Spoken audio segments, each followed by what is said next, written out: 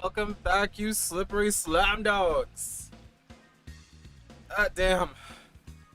I need to be consistent with this shit. How y'all doing today? Holy shit. Let me go ahead and... Yes. Yeah. Alright. Holy shit. How you guys doing today? Shit! Why do I look angry? Now I look surprised. Oh, fuck. I keep forgetting. Oh, shit. I keep forgetting the fucking keys for this. God damn it. Wait. No. No. No. No. No. Question mark? Okay, matter. The fuck, I pressed that button. Anyway, how you guys doing today? How y'all doing? Oh my god. This is an unexpected fucking stream. I think I'm a rock with blue today. I feel kinda blue. I'm not depressed. I just want to wear this color for a bit. Oh my god. I am so fucking pissed today. Not gonna lie. But before we get into all that shit, so I haven't leveled up or anything crazy. I'm literally starting where I left off last stream. Right now we are at the Underground Ginza Mall. And we gotta go to, talk to some lady at a fucking bar. I'm not gonna be, like... I'm not gonna fuse anything just yet, because I want to wait until, like, I'm level 20 to get something. But, yeah. We're just gonna, like, power through the story a bit. Alright, so we talked to this beautiful, gorgeous woman. Oh, she got fucking voice acting. Let's go. Never fucking mind.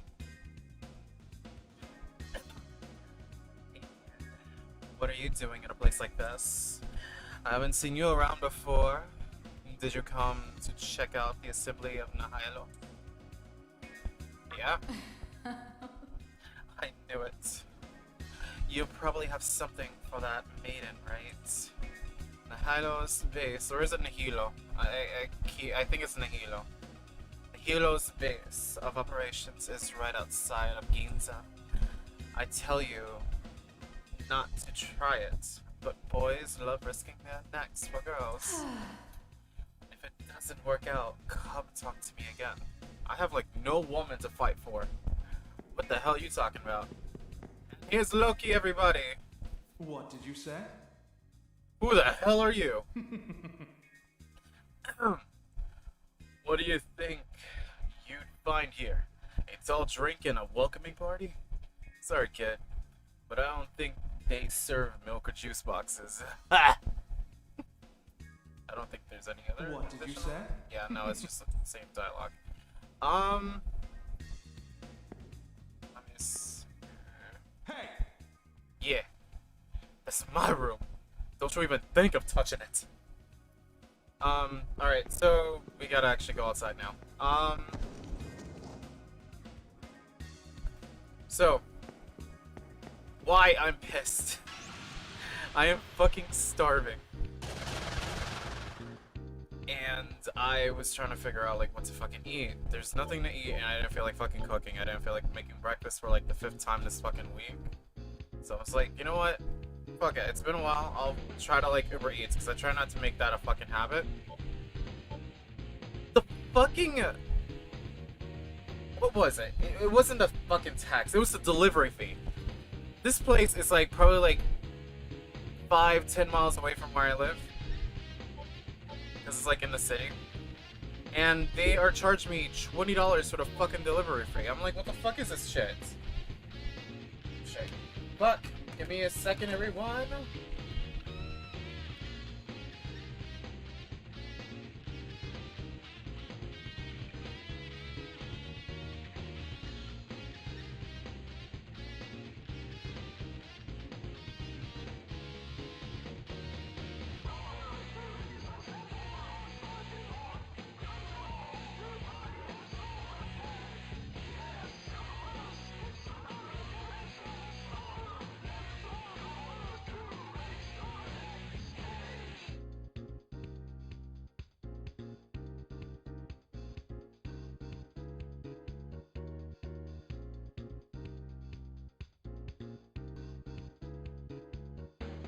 Okay, yeah, sorry. That I just received like a random phone call.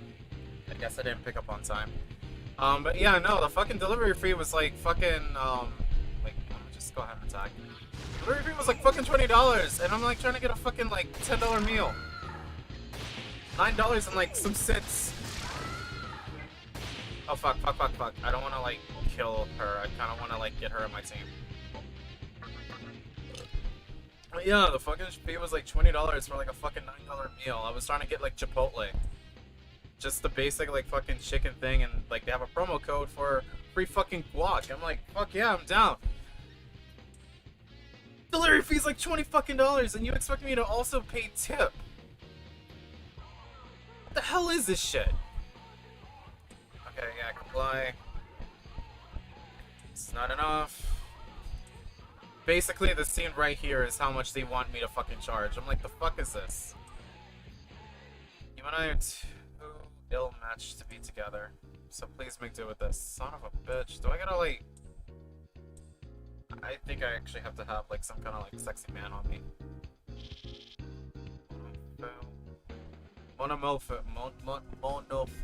Fuck. I can't say his name right.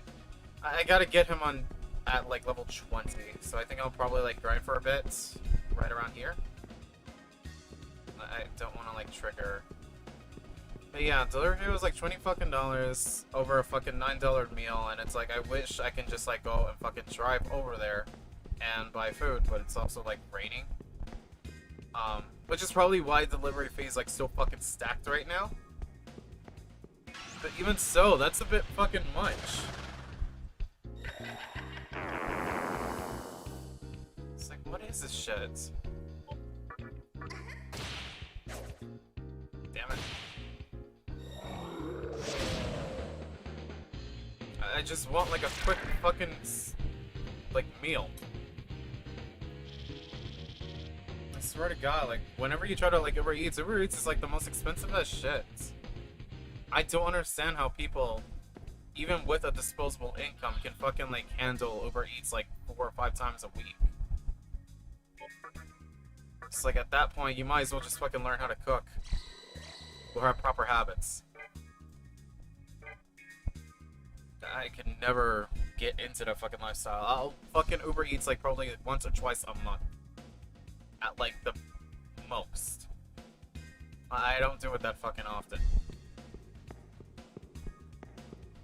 And even then, I'll be a little bit more reasonable. Like, I'm not gonna spend $9 worth of a fucking meal to only pay like a delivery fee of like $20. Are you fucking high?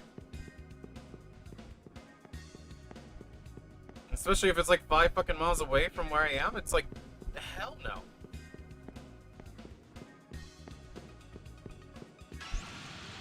Goddamn ripoff. Oh my god, it's Angel. Wait, can I... No, it'll only work with play. Pass. I actually do need her. So let me see if I can... I don't know if I can seduce her. Will that even work? Seducing a female doesn't really go too well. My goodness. Do you plan on taking me with you? I see. Angel is still wary of you. Could you endow me with 230 Maka? Sure, take it. Still not enough. You want more Maka? Take my fucking Maka. I don't care. I got like a shit ton of money. Ooh, how? Nag? Can I help you? Please. Damn it. Okay, then before joining you, I shall ask you this one opinion. Does life have different levels of work? Yes, there are many subtle levels. No, there are not so many levels. I want to say yes. Okay, it fucking works. Yes, we got Angel. So, she's one of the few demons that can evolve because of her divine alignment. So, like, later on, I'll probably get, like, Principality, Throne, etc. Archangel, I think, is the next one after her. So, she's really fucking valuable. And the divine, demons are fucking great. They do a lot, and it also really helps out with fusion into, like, better demons, such as, Raphael, Metaton, and so on. There's like a couple of fusions that you can work with that party. Speaking of which, let's return to the stock.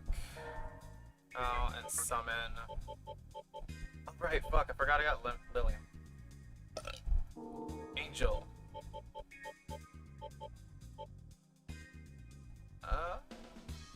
Do I want Bikecorn? What the fuck does Bikecorn do again? I don't fucking remember. I don't feel like going through this thing. But, yeah. I'm fucking hungry. So what I end up fucking doing... What you gonna do? Seriously, could you spare an extra revival? The fuck? That shit's valuable, hell no! I was gonna kick your ass. So I ended up fucking making some fucking coffee. Just straight black coffee, and I fucking stole like a Pop-Tart from someone. I don't know whose last Pop-Tart it was, but it was fucking delicious. It was of the birthday cake variety. But yeah, no, I'm still fucking hungry, and eating a fucking Pop-Tart is not my go-to for mornings. But my lazy ass is like, I don't feel like making oatmeal and eggs. Cause lately I've been having like oatmeal, eggs, and salmon. Which is like the weirdest fucking combo, but it's actually really fucking good on like how you prepare it. So like what I would do is I make the oatmeal, go ahead and get rid of that shit first. We're just gonna go ahead and kill him. Damn, Bikecorn does some damage. So make the oatmeal, I go ahead and make scrambled eggs. Sometimes I'll even put like mozzarella cheese on it. And once the oatmeal is done cooking, I'll go ahead and... Oh shit. I got a random call! Hello, random person. Hello, what's happening? Sorry, oh my god, dude. Guys, it's your favorite drug addict, Lyro Dax. He's here to give us the 411 on the best types of fun things you can be having right now. Well, as you heard, go on, tell the kids. Dax, as Skull said, so I'm gonna push that guy out, and here's me, Lyro Dax, or Lyro Dax, whichever you prefer. We'll get the riffraff out of here. How's it going, everyone? I'm not looking at the stream the currently. Kids lately. You're watching the stream? That's what Skull's been up to, okay? Not at the moment. Okay. Oh, I just said I hadn't. Oh, so I meant to send this to you last night. So remember how I was telling you I was playing X and I caught a Lucario and that was cool, but I was kind of like, I wasn't really feeling it. Yes. In the midst of it, because I was like, I'm not that far in the game. And I lost like every chance I had to catch something I would have wanted that was cool. And I was like, you know what? What if I just restart? So I did. Restart the entire game? Uh-huh. I wasn't that far, so it wasn't the biggest like time sink. Okay. And not only did I get a lot of the stuff I wanted, also you remember how I had a strategy to catch Honedge before, but I messed it up? Or but it like got messed up. Yeah. Once again, that strategy did not work out because I had to get a horde encounter and I got the wrong horde encounter. Like I just got something else. I forgot that I was game like, had hoarding. No, but here's the thing. I was like, okay, I'm gonna stick with this Yanma, whatever, and I'm gonna go back and see if I can catch a Honedge, like just hoping. Yeah. Thank God I hoped, because I got a fucking Honedge and I was so happy, and I caught the other stuff I wanted. Like I wanted like a little Helioptile. I was like, okay, yeah, I want to get a Heliolisk. That'd be cool. I love that one. And toward the end of me like deciding, let me cap it off for the night. And this is around the time where you and I were saying, maybe we could do something. I found a shiny Wobbuffet as I was about to leave a cave. And within 30 minutes of that, I got to a new route. And I was like, oh yeah, let me get my encounter. I'm like, oh, I could get a Pachirisu here. That'd be pretty sweet. I found another horde. of Mareep. And in that horde was Was it a another shiny? shiny. Holy Yeah, fuck! so I found 2 shinies in 30 minutes. Both both like pinkish purple shinies, mind you. What are the odds on that? And I replaced my Heliop tile, which I'm keeping it for grinding purposes, but so now I have a shiny Mega Ampharos on my team. That's fucking And I could not be nuts. fucking happier. Dude, I was like, hell yes. What are the fucking chances? I know, I was, and here's the thing, I wasn't trying to get a horde encounter, I was just walking through the grass. Like, that makes it even rarer, like, a horde encounter in the grass is, like, another, like, small chance. Before that, I was using honey to be like, okay, this is a guaranteed horde encounter. So that was just a random horde that just happened to have a shiny. And Ampharos is one of my favorite Pokemon of all time, and Shiny Mega Ampharos is probably one of my favorite Shiny Megas. And just goddamn, and like earlier I was thinking about like, cause I want to draw the teams. I was like, okay, yeah. Let me see. I was like, I want to get the Helioptile. That would have been cool. And I was like, kind of like, it's a France region. I kind of want to get a Mr. Mime. I was not able to get a Mr. Mime. And again, I stuck with like being honest, cause part of me was like, I could reset, and I was like, no, let's not. Let's not. Like, I'll just sack the encounter for this route, for this cave. And then I found the shiny Wobbuffet, which ended up coming in handy because a guy wanted to get a Psychic type later, and that was the only one I had.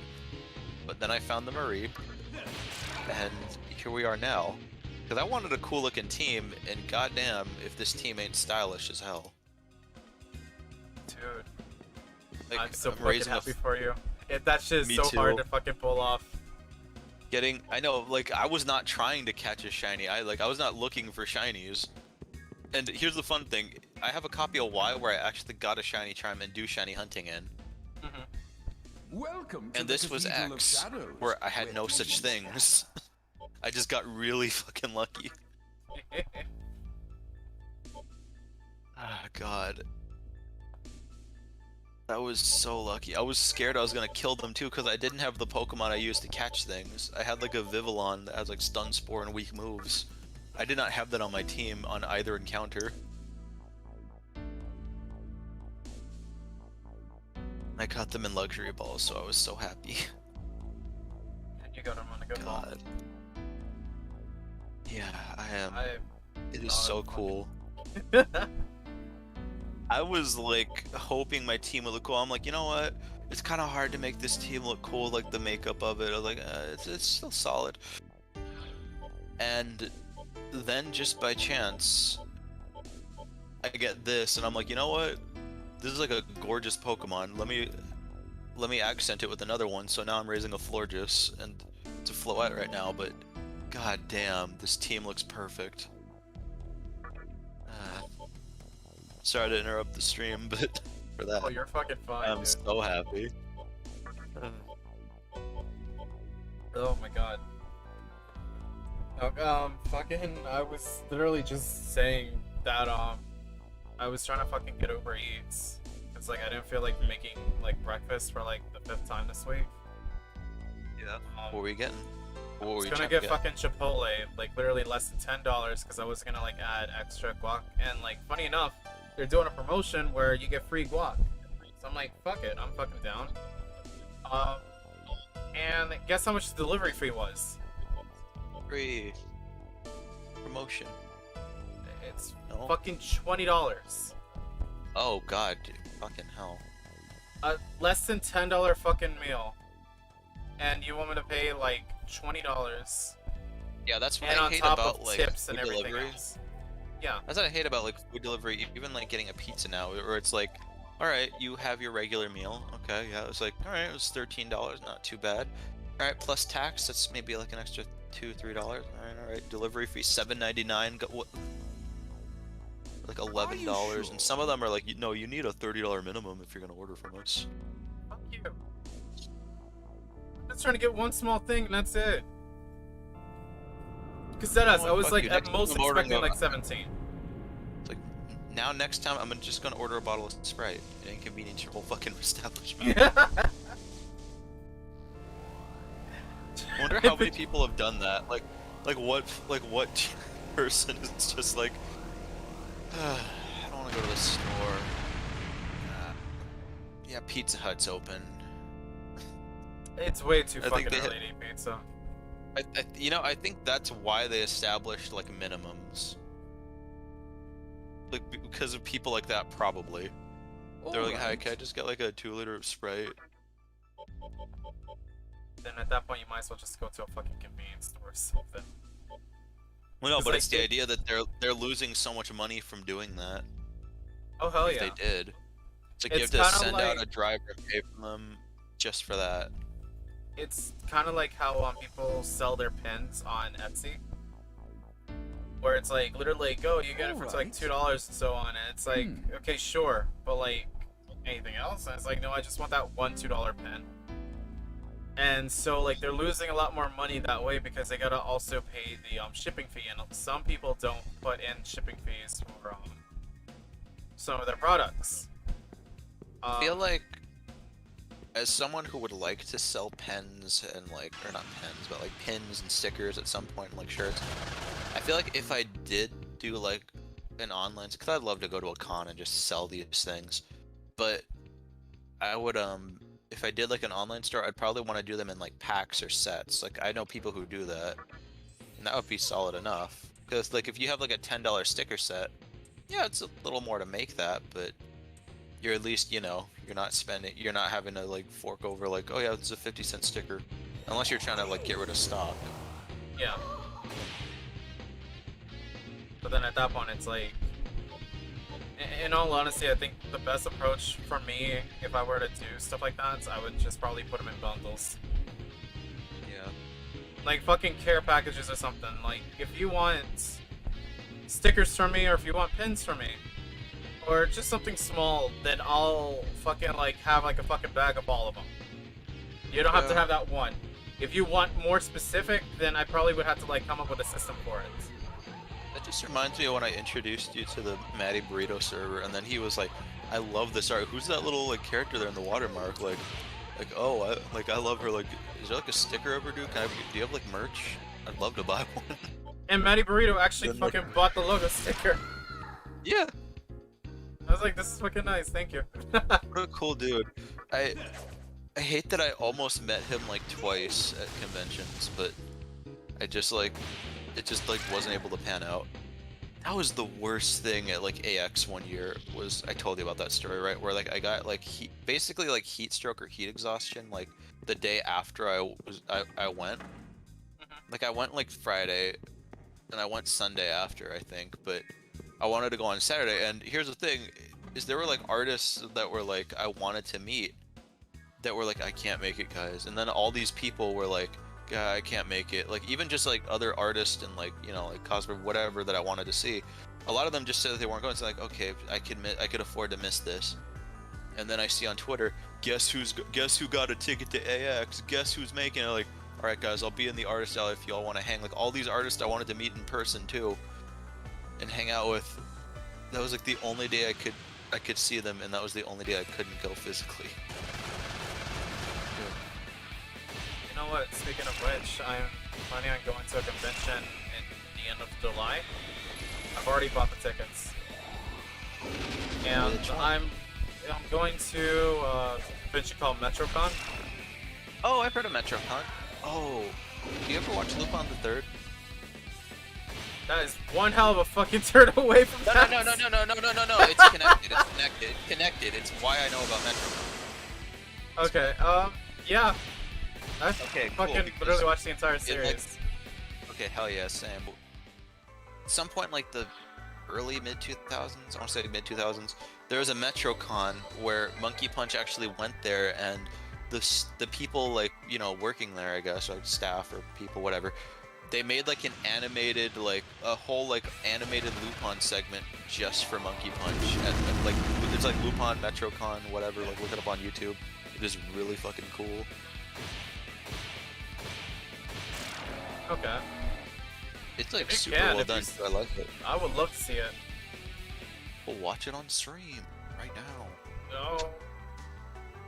Also, I just realized I went the wrong fucking way and I'm gonna die if I continue any further.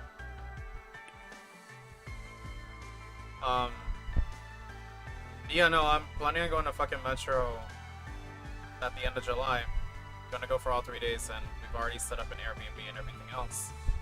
Because it's all the way up in fucking Tampa. Yeah. And going back into the conversation about artist alley and shit, that's where most of my money's gonna be towards. Yeah. I would still love to like share a booth with you guys at some point. You and Sen or whatever. Shit, who the hell are you telling? I would love to fucking do a booth with Sen. It's just such a pain in the ass, because, like, we both live in, like, separate, like, parts of the Basically on fucking world. opposite ends of the country, yeah. Yeah. Despite literally our areas being damn near identical. Fucking Florida versus California, it's like, it's basically the same shit. California knows how to party. Oh, fuck, where the hell am I supposed to be? But, yeah. I don't know, I never played this game. But yeah, that MetroCon trailer is like really, really cool, and I love it. I wish I could have met Monkey Punch. That would have been amazing.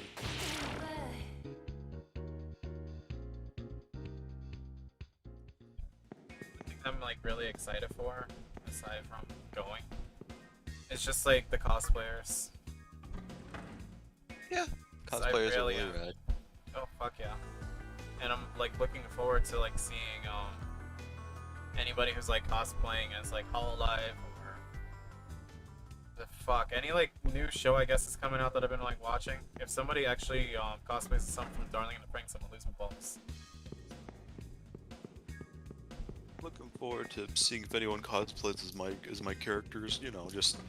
I mean, it's not like I told them or anything, or it's not like I was like egging them on, but it's like, you know, that'd be pretty cool.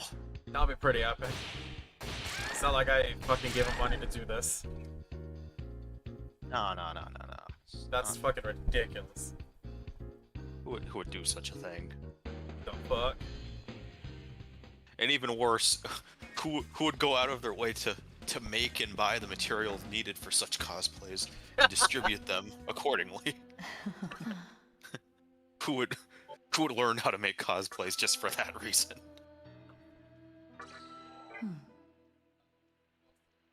I'm down for whatever. Just send me a message if you ever are interested. I don't mind doing whatever specific Pokemon girl you want to work on.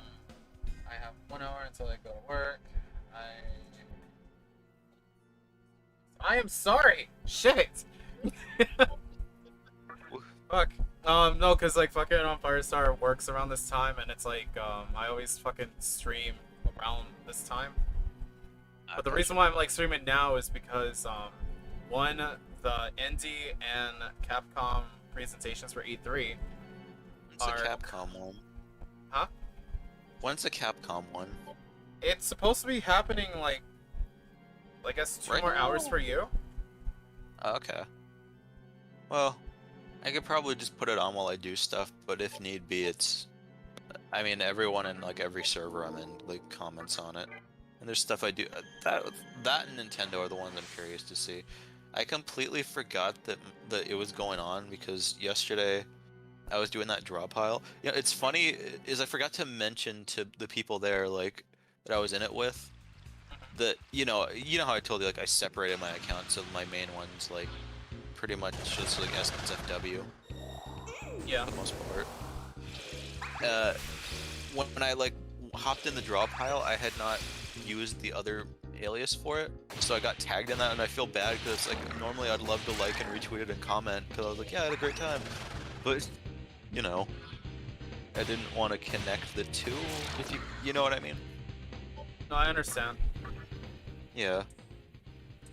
I don't think anyone took any like offense, like you know what I mean. I don't think anyone thought anything of that, but it was just I felt bad in the moment. But what was I talking about before that? What were you saying? We were talking about or we were talking about like conventions and stuff. Yeah, I'm just gonna like probably buy a bunch of Sally stuff for the most part. Luckily, we don't run into any maniacs like the people we were talking about.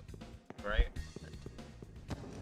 You know, it would be completely insane if just hypothetically, just spitballing here, just if someone bought like a 3.5 foot, you know, plaster model of a skull and, you know, decked it out with the big felt beanie they made of their own hands, and, you know, just like carried it around on wires and stuff, and had like funny little like flame light effects as they carried it around with a, you know, a cosplayer, a blue-haired cosplayer. You know, that'd be fucking insane. I don't even know what I'm saying. I'm just spitting ball here. Well, hello. Okay, so right now we gotta go to the underground passage. And yeah, do some stuff there. I think that's like a good area to like grind as well. I'm reading chat right now. What are the odds we're both grinding in vastly different RPGs?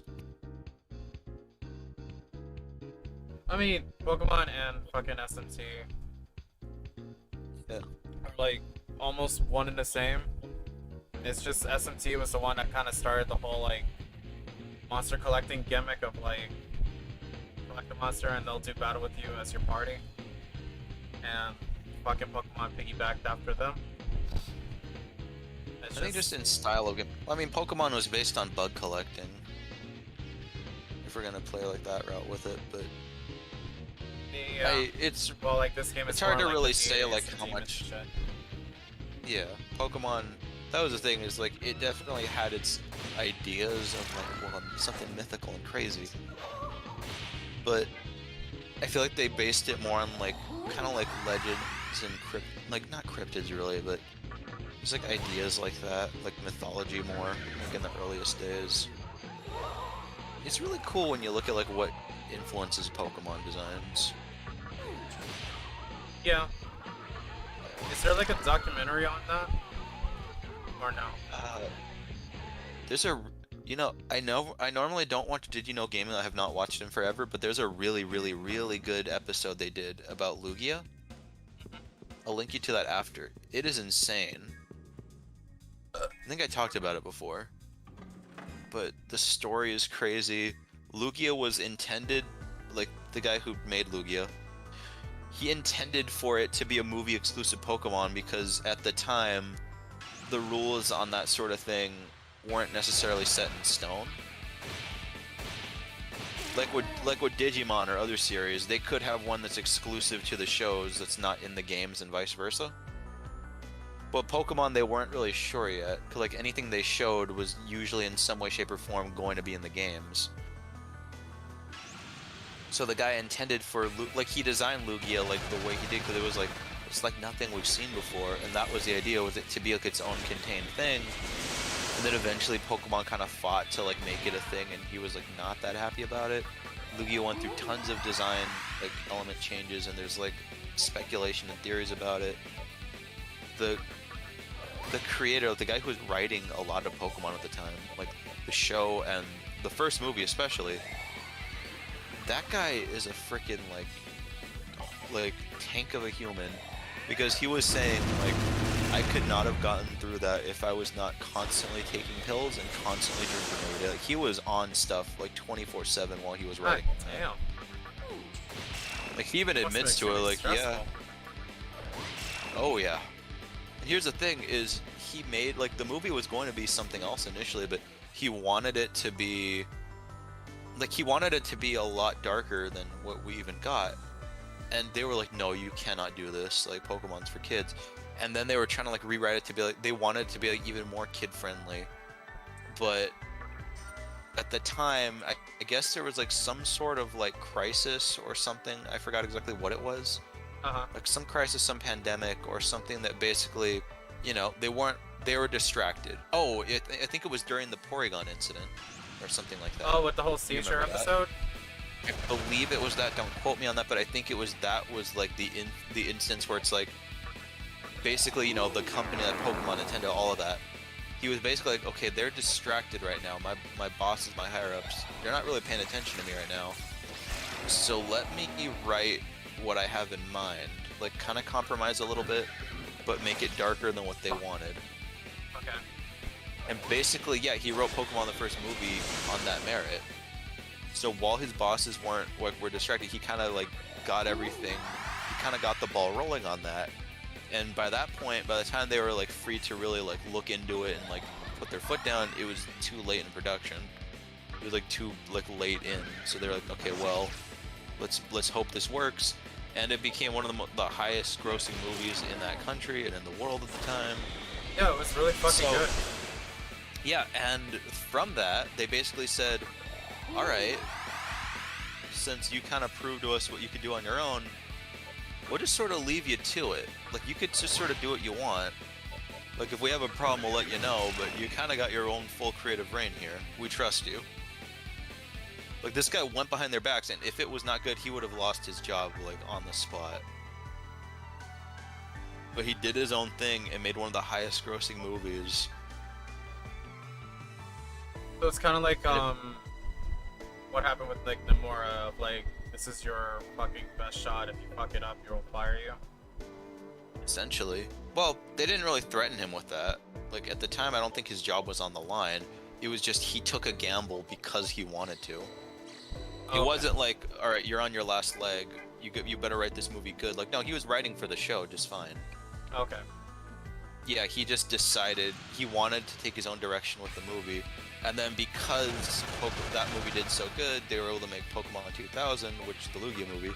But there was like so much like strife between like him and like game designers and the company, like on what he can do, yada yada. Like he wanted Lugia to be like, and there's like nods to it here and there. He intended for Lugia to be female, I believe. That was the idea. Like he wanted that like to essentially be like leave that in to give that kind of impression. I forgot what like the basis of Lugia was entirely, but that was an idea, and they were saying like no, like they kind of keep it like, and then they wanted to push a more male look with it, and they're like no, and then they eventually kind of went with like genderless, like with the whole like with the movie, with the design, with everything with Lugia at that point. There was so much compromise and so much like debate and strife where I felt so bad for the guy, to the point where there's still things he like regretted. I believe he's since passed away, but God, The biggest hearing that kind of story is insane. The biggest issue about how Japanese workers work, more specifically on how TV shows and movies are made and stuff like that, if it's not already scripted into the manga, they're taking like a huge fucking risk, a huge gamble anyway, to determine whether this is going to be good or not. Yeah. Because it's like, creativity-wise, it's like, it's a double-edged sword over there.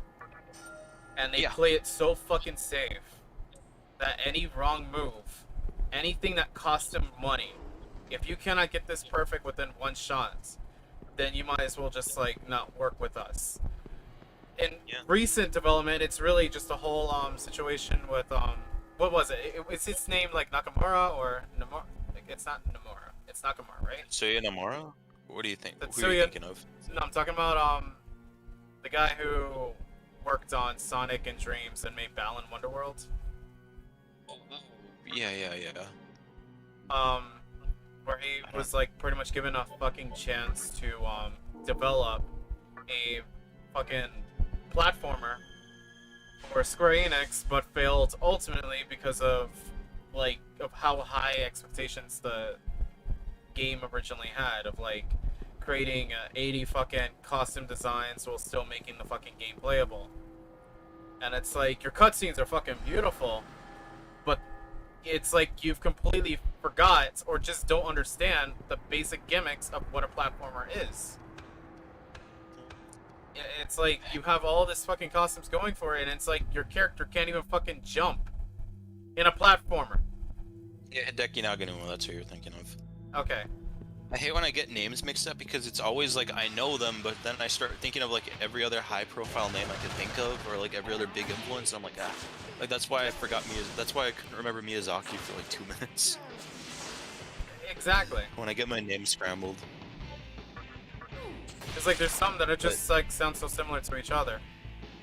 It's not even just similar. It's like I put them on like a similar scale in my mind of like, okay, these people. I'm like, no, that's the guy who did like this beautiful soundtrack. This is the guy who did like, who like started a company from the ground up. I'm like, oh god. Yeah. It's weird, but yeah. I think it's just we should best watch if we just mention documentaries the together characters. sometime. It's like to chill. That'd be God, I actually would really love to do nice. so. Oh hell yeah, let's do that Did on sometime. stream, that'd be fucking great. Ooh. Depending I on what I just don't know how find, I YouTube's might gonna find like act. sub ones. Yeah. Worst case scenario, we just do it on Picardo or Twitch or something. But yeah, that honestly, with all this stuff, I still want to find like the One Piece one I told you about. Where the guy's like, digital art is the future, man. Like it's incredible. Like that was like a Toei documentary, and that wasn't even a One Piece documentary. That was just Toei in general. And they were talking about like they gave like a brief history, but then they were kind of going into like what it's like currently working there for all the people working on different shows. That was interesting. You have people talking about like other stuff that they've worked on, and then be like, oh yeah, right now that this is a One Piece department. I'm like, oh my god. It's like, the fuck? I cannot imagine working in a studio with multiple shows being worked on. Like that would, the temptation like a just hot to mess. like, the temptation to like, if I was working there, to just like use my break time to like kind of walk in and be like, hey, what are you guys doing? Would be unimaginable, honestly. Let's watch that 15-minute like life of a mangaka thing he showed you. Fuck yeah. That'd be dumb. I like that they it's interesting that whenever they do those, they usually like pick a day that's like different from the norm somehow. Cause like in these ones, like usually the boss will go out to lunch with his employees, but today he's walking the dog, or today he's going out with the executives for like a meeting. It's like, huh. It's like it's both like it's like a double-edged sword. It's like you would have liked to see like the other interaction, but then it's like, well, this is rare. Like this is like the once-a-month thing, so it's interesting. Yeah. Also, the dedication on that one dude, because on that author, because he has like a second place that he lives in just for work purposes. Where it's basically like, okay, yeah, he gets his stuff ready, he clean, and then like they say like he gets up at like 5 or something, or 6, like 5 a.m. or something. He gets up, he like cleans the bathroom to make sure it's good for the employees, and then he, like his staff, and then he just like goes down and does it. And he's just working for like 2-3 hours before his like crew gets there.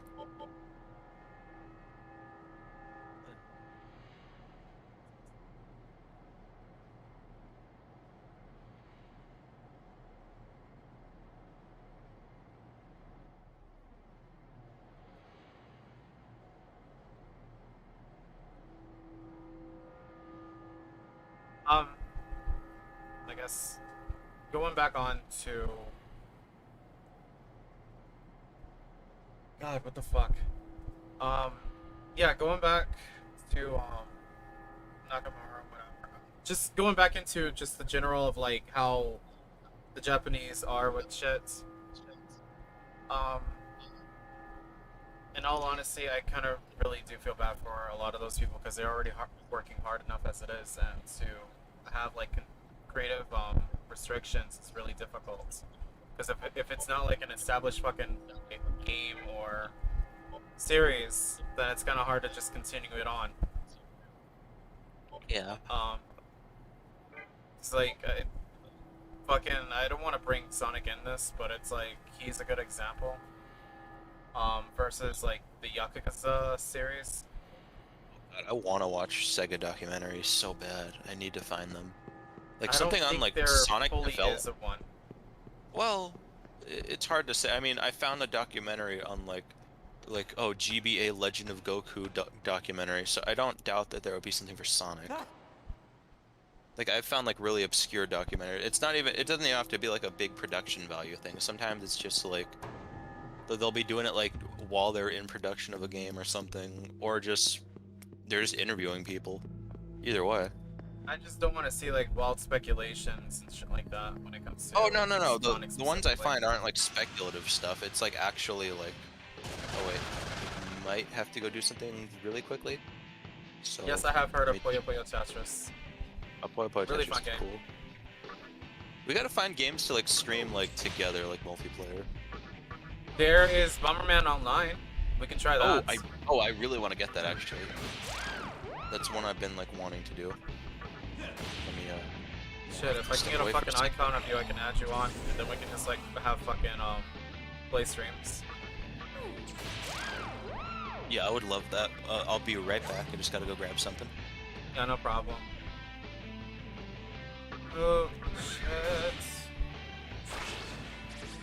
So right now we're like in the underground passage, and Angel died again. Son of a bitch. I don't think I can like bring her in this.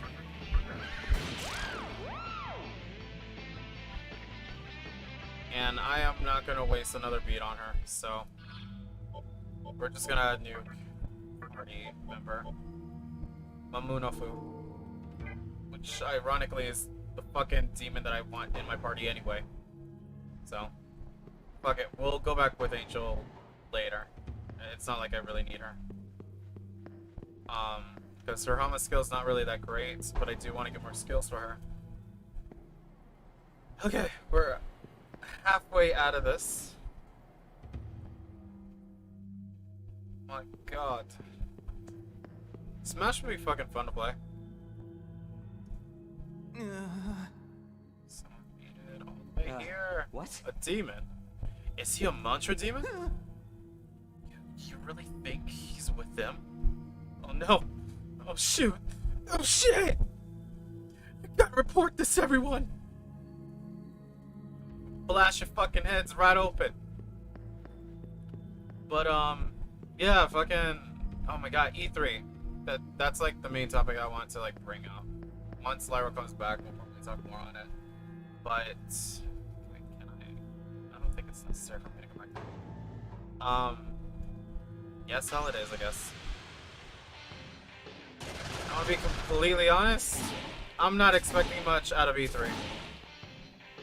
The most I'm looking forward to, I guess, is Nintendo's.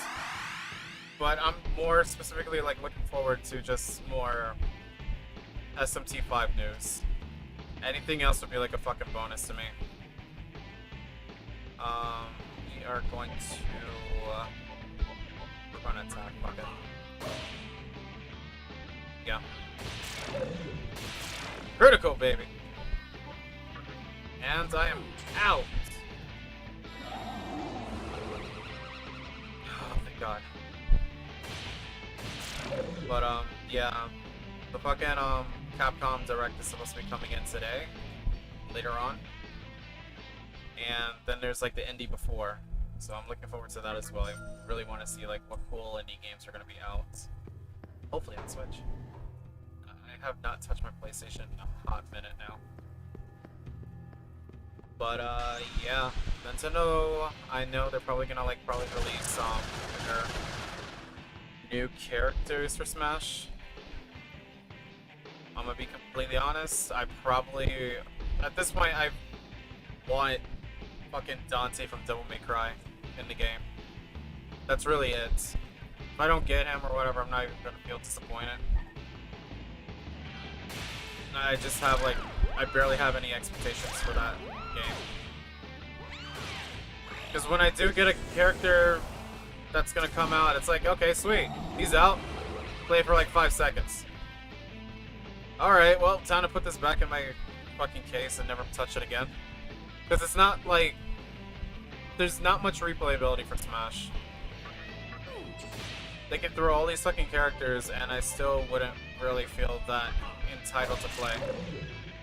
If they did like the brawl mechanic of like having like a little fucking dungeon or whatever, and I can play with those characters like that, then I'd be fucking fine. But because it's just a straight up beat 'em up game, it's like I'm not gonna have that much attention towards it.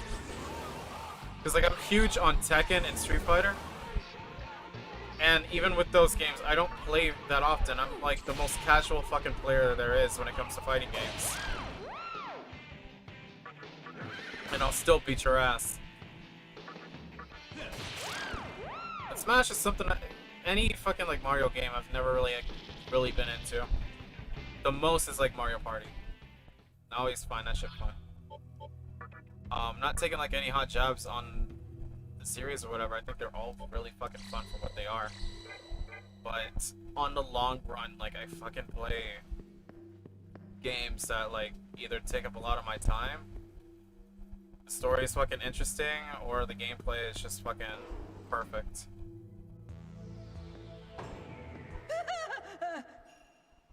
Oh, you don't speak. Okay, he's here. Demon! He's here. Demon! It's a demon! Oh shit. And now I have Welcome back. Not a Thank monster. you. No. I was talking about E3. Oh, okay. Like, the most that I'm like really expecting out of between today and tomorrow. From Capcom, I'm only expecting like Monster Hunter news at the very least. If it doesn't happen, it doesn't happen. And I'm looking forward to like the indie games. But Yeah. for Nintendo, just SMT3 news. Because it's supposed to be coming out this year. That's really it. I feel like for Nintendo and Capcom especially, like all eyes are on you fuckers, or on you Basically. guys. Like the rest of this week has been expectations shit. for both of them. Well, not even just that, just the eyes, just like the expectations and the things people want come from them more than anyone. Like, do you have like how many Capcom games or series they want to make, like people want to see like revived or just get info from? Like, people want like Marvel vs. Capcom stuff. They want to see like Darkstalkers. They want to see any fighting game news. They want to see updates, whatever. Exactly. Because they have such great IPs, but they just Just like Sega, they fall away from it. do so many wrong things. It's not even really like it's not even like Sega where it's like, yeah, they have Sonic to generally fall back on, or they have like, okay, yeah, they also have like football, like they have like one or two really strong IPs in particular. It's like, no, you have so many that like iconic ones that have stood around for so long. But Yeah, just they're won't not really fucking go through it. yeah, but unlike Sega, they're not really like, oh, let's just stick to Ryu. It's like, no, you're not really doing that with anyone in particular. No. You're sort of going back and forth weirdly when you want. Doing 'Cause cool I things hate this. occasionally, but I hate to say, like, when it comes to Capcom, like, the biggest, like, titles that I ever look forward to are, like, the Marvel vs. Capcom ones, or Capcom vs. SNK, games. Fucking Devil May Cry and Mega Man. That's, like, oh, and fucking Monster Hunter, but that's really about it for the most part, which are basically their core games. Anything else is, like, eh. If it's alright, it's alright, and maybe I can get into something new, but, like, the most Capcom really focuses on nowadays is just, right now, Monster Hunter, but I feel like that's more Nintendo than anything. And fucking Street Fighter. Mhm. And I'm still waiting on fucking, Capcom vs. SNK. Or hell, fucking Marvel vs. Capcom 2, because it's not even been released on Switch, has it? I don't believe. Because if it hasn't, like, I would have bought it by now. Mannequin. If I knew Indie Game about it. Showcase, Schoolgirls 2, baby. No. I hate that developer. Yeah, luckily they've moved on from it. Yeah. There's a whole new like. That's the thing I hate is like it's like with like Ren and Stimpy or any of that where it's like, yeah, just because the lead person was a dick doesn't mean like you should like criticize the whole staff. Like it was a group effort and like obviously they couldn't have done it alone. Of course. Like don't insult the work as a whole. Insult the creator. Or like the main person who's doing it. But I feel bad like when other people have to like, you know. Have to do their own fucking like crowd control when Yeah. it comes to that Yeah. shit. It's like when all that Ren and Stimpy stuff came out, or like the stuff with John K. Like Nickelodeon was like slyly taking Ren and Stimpy, but, like they were like unlisting it or like taking it down, like in all the content they had, and they're kind of trying to squeeze them out of like mention. And then now it's like kind of died down, so they're just like, okay, yeah, like they're bringing it back. It's like Jesus, you know. Yeah. I hate the idea that just one person attached to your project like Oh. screwed everything up for everyone. Like, even aside from it, Skullgirls, like, yes, Hello it's a there. good game, but it doesn't have much going for it. And yes, again, like it takes time to fucking make these animations and shit, but at the same time, it's like for the long run, it's like a forgotten game. It's like a game that I would probably play with my friends. I wouldn't say that either, but I'm just saying like more of like in the sense of like out of all the games that comes out, yeah, of all the fucking games that are coming out, like I'm not gonna constantly come back to Skullgirls, especially when I only have what like less than 10 characters on a roster, and this game's been out since I was in high school. Yeah. And it's like I understand the production and everything else, but like that company is an interesting tell. Should we watch the Capcom presentation together? I just realized that. Sure. We could, in theory. We could. That could be something. I wouldn't mind. Yeah. I just fuck. When does it start? Check the YouTube and see. For me, in about 2.5 hours. Okay. No, it should be Which the I would same. assume It's gonna yeah. be. Yeah. Yeah. In worst case scenario, I'll still probably catch up on it either way, but yeah. Shit. Fuck. Physical, Magatama Force, healing. Guys, give me like 1 fucking second. I gotta like look up these Magatamas. See like what skills they have. Cause like I don't wanna like drop all my fucking change on this shit. Even though I got a lot of fucking money. Holy shit. Let me see. Should have the bookmark for this. Give me 1 second. Trying to find. Fucking. Where is it? Cause like during the time when I first played Nocturne, on the PlayStation 3, I was like looking up guides of like Magatama, which is basically like these skill type that kind of like has its own tree system. So it's like you choose like, I'll give you 3 categories. One is fire, the other one is air, and the other one is electric. You choose the fire one and you get like all type of fire-based skills, whether you're gonna be a little bit more resilient towards fire, or you actually throw fire damage at the opponents. So it kind of has like its own fucking branches. So I'm trying to like figure out, because I'm trying to figure out like which one was the best one, because I think I stuck with the Kamuto, which was the physical type, which also takes my HP into consideration. So I'm like let me so what's this? Nope. Damn it.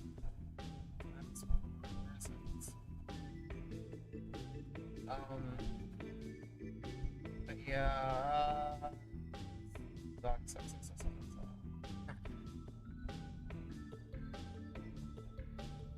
Shit, I'm gonna have to fucking like look it up myself.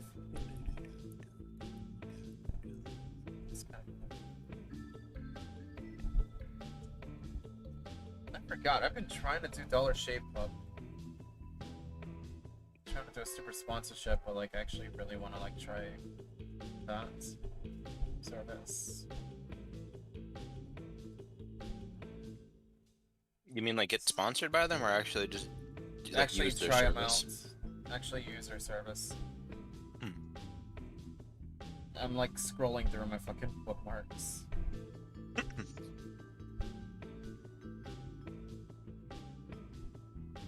Has Pt4 been fixed yet? What? Oh, I did. Pt4.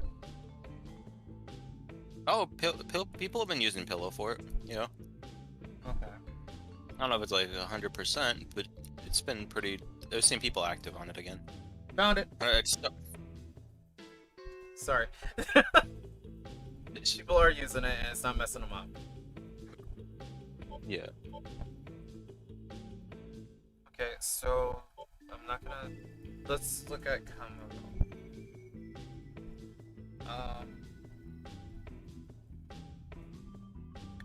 Okay. Also, I'm looking at the chats. All right, Skull. I have a question. a bit late on this one, sorry. If you were drawn gender bent, could your green flame of human research? So I've been thinking about that. If I were to like take like a humanoid form, I'd probably just be like a humanoid form. Humanoid General male. humanoid. No, featureless. Well, I could also take like the fucking Lord Remember approach from Reincarnated Slime, just like androgynous as fuck. I'll probably go with that with like the same like face that I have right now, except I'll actually have like a skinned jaw.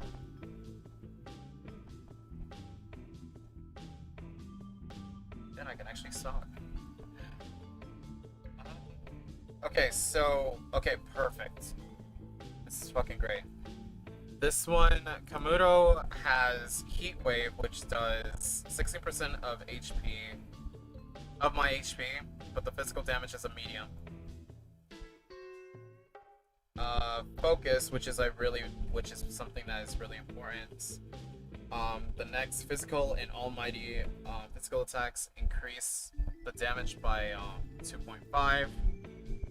Mind's Eye reduces chance of being ambushed. That's shit. I don't really care about that. Might increases critical rate of normal attacks. Okay, so I'm getting Kamuto. That's gonna help big time. The next one is Hifumi, which is a force type Magatama.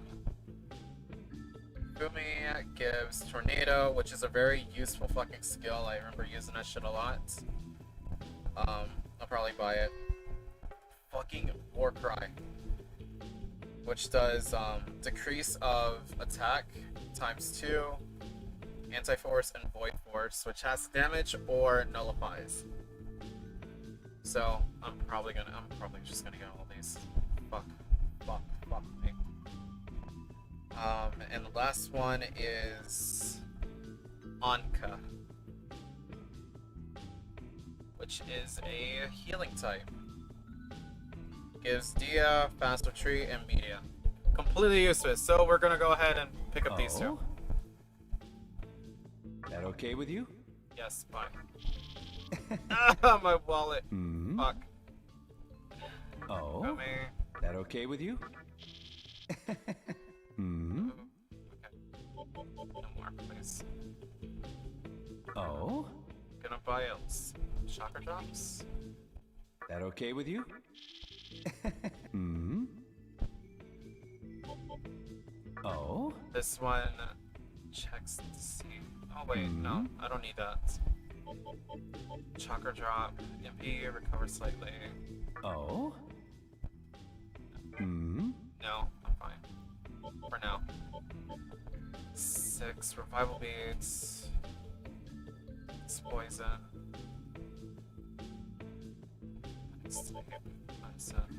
Hey, Alright, fuck it. I don't need to buy anything else. present for you. 5-star says he has a pillow fort. Nice! Oh my god, Texas eats up so much of Europe. If you could do a size comparison. What? Well, yeah, Texas is fucking big. It's a big ass state. It's just, Got it. I never really think about like the comparison like on California and Texas compared to the rest of the world.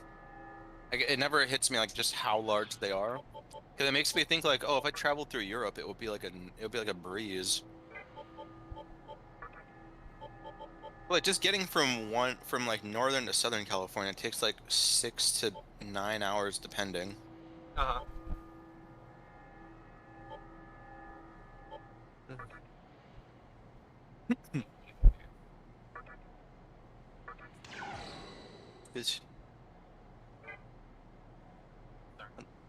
How do you put on the skull? I'm just thinking what Firestar said. I like the idea. It's just funny.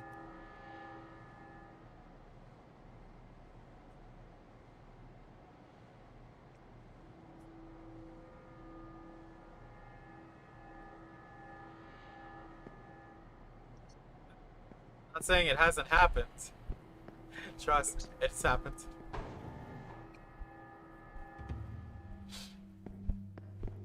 Now It's you piqued my curiosity, but I can possess people. That is my power. wow. I just never really had a fucking opportunity to like actually mention it. Like that's also a thing that I can do. Because I can also fucking like rip people's fucking limbs off and use it as extra hands. I want to say. Wow. There's something I've been toying with and trying to figure out how to execute it properly. But on drawing streams, I don't know if you've already seen it from Radical Soda or Fruit. You But, show your art there and you showcase everything. No. So like there is a new VTuber template, Yeah. or at least what I found out, that you can like use for drawing streams. Holy shit, she died. And basically you can like draw and like a hand will fucking appear on the screen or whatever. So I kind of want to like make an actual like body part of a human hand and have like the bones sticking out and everything else, and like say like, yeah, this is my fucking hand. You guys are finally seeing how I draw. It's just I don't know why, I was just imagining like, what if the rest of the skeleton just sort of came out from the hollow part of your skull, like cartoonishly? Like you just see like the legs start to come out, like it's like it just Like some unfurls weird out. fucking epic thing. It was always there, but you just never really, you just forgot. The big reveal, you find out that Skull regains flesh. The curse has been lifted. I am It's now Sarah a from the full future. human being. By consuming Sarah. Yeah, that's Have you not ever happening. drawn? Have you ever drawn your skull doing anything, or is it just like your ideas? I'm just curious. I've kind of did some rough sketches on paper, for the most part. Okay. I realized we had the perfect opportunity for it to have come up like a long time ago. And there was that one dude who wanted to commission you. It was for like almost that exactly. Or something akin to that. Oh, that's fucking cool. I would have loved to play It's with cool that to see that idea. your skull has powers, though. The power of possession. I am fucking The sorry. audio was a little wanky, but Sorry. Let me like talk That's fine. closer to the damn mic. Yeah. I am eating up these chakras. Already summon. Okay. Alright, sorry, I had to like fucking get my team back together. They were all fucking dying. But yeah. Do you have anything you are looking forward to? Or Capcom or Nintendo, more rather? I'm not honestly too sure. Like, I don't want to like get too many expectations up. Like, everything I could think of has usually just been said by everyone else. Or people are like, "You think it's gonna be Smash? You think it's gonna be Zelda?" I'm like, I don't really know, honestly. There's things I'd That's like why I to set my see. shit Like, so I'd low. love- Yeah, like it'd be cool if they had like a new like Kirby game or something, or they mentioned some like, "Oh, we're taking Star Fox in a cool direction again," like just something. But you know, I'm not Yeah, gonna it's get my not- hopes it's- like overly up for that. Yeah. Because you're just like setting yourself for fucking disappointment and failures. Mm-hmm. Because like even when it came down to the Bethesda and Xbox, it's like none of us fucking expected anything. Also, I mean, look at the Game Awards between the first, like, when Joker was announced, and that was like a complete surprise, versus the next year when they did not do that, and What's people up? tuned in and then tuned out just as quick. Well, no, they did do a Smash reveal eventually. They did the Sephiroth one, but Hold on after one that, people second. weren't really as into it. Oh, you must be that demon everybody's fussing about. I'm getting actual voice acting from this Rude. character. I'm sorry. I'm a collector of anything and everything a human would use. Rude, If but you haven't noticed I'm just kidding. already. What was I So thinking? I'll What leave the was I underpass thinking? every so often, convincing the gatekeeper to let me through. My mind's drawing a blank. Well, I think if you're ever between in the two him, Game Awards, feel I free feel to like swing the by. second one was more self-aware. They also probably played the card wrong, Perhaps because it you was could like help me last with my time collection. they did it like late to in the middle of the award show, which nobody was expecting it, and it was a huge thing. And I feel like people were probably just like we're realizing more and more like, yeah, the Game Awards, everything around it kind of sucks. So there better be like a big reveal, like a big Smash trailer. And they did it, but they opened on that. So a lot of people were just kind of like, alright, like they tuned out like a lot quicker. Because everybody got their fucking fix.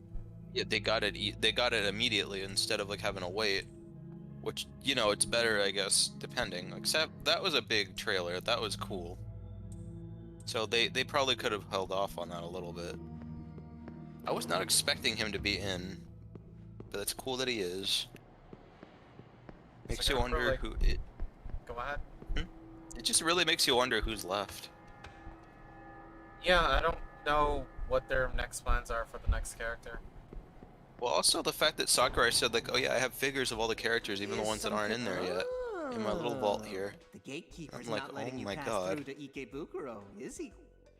Would you think it's perhaps fascinating like me to think to about. persuade him to let you through?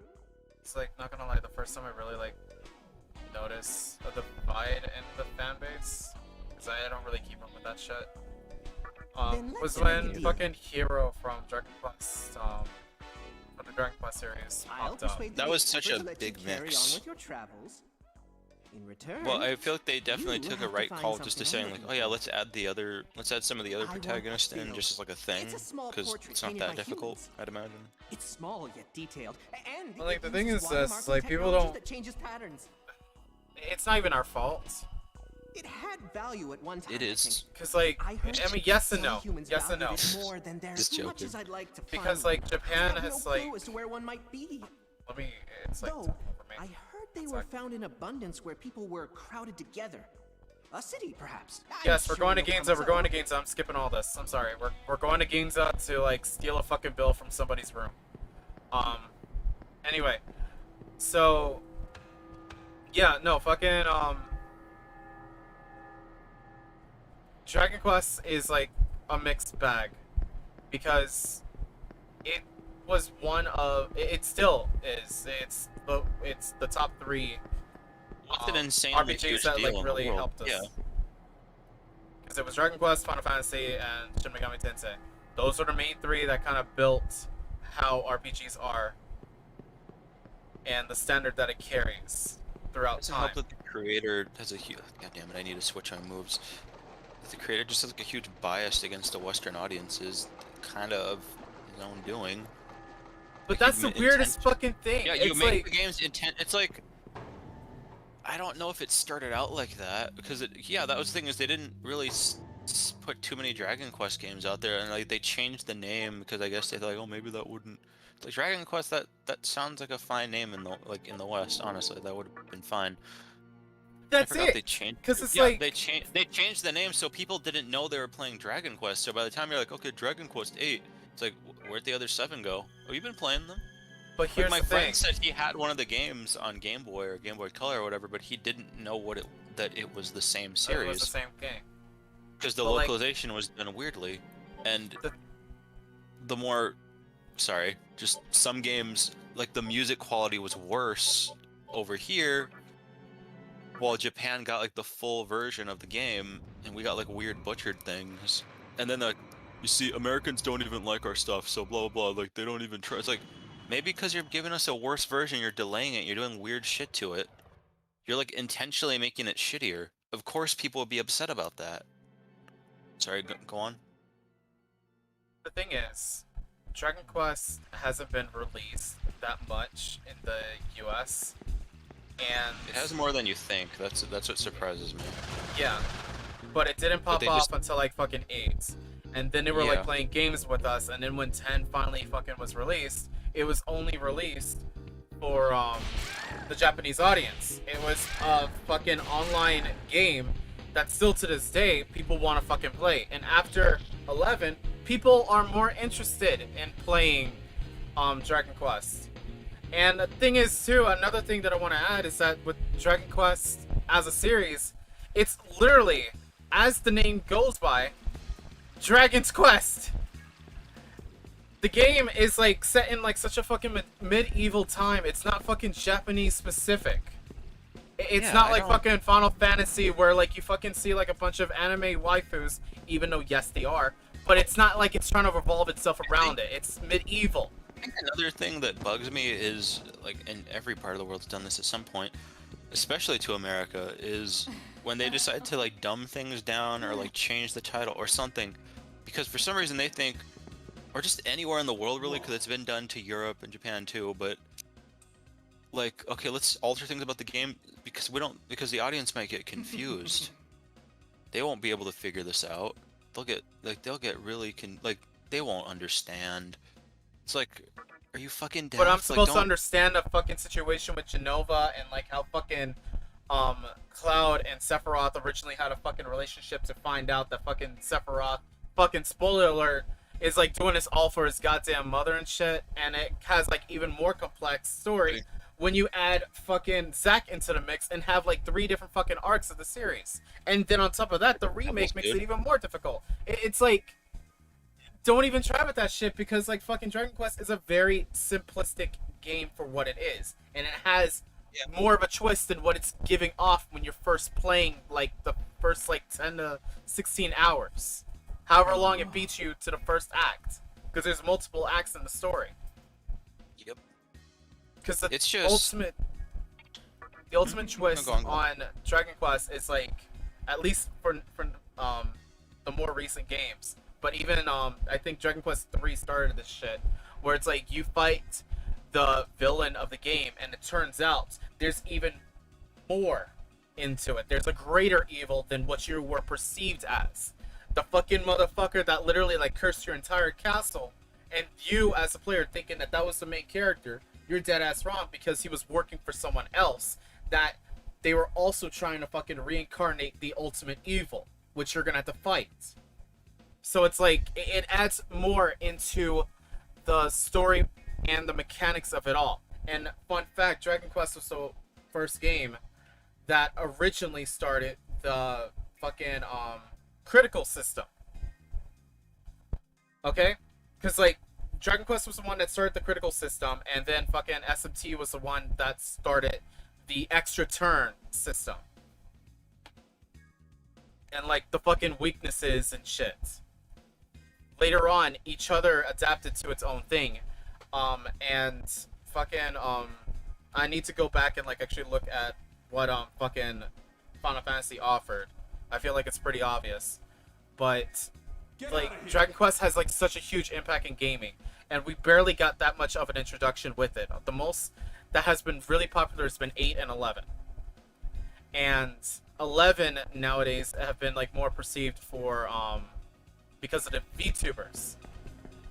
When people got fucking pissed off about Dragon Quest Heroes coming in for Smash, that's mostly because a majority of the audience didn't know what the fuck Dragon Quest was. I mean, I feel like now it's less.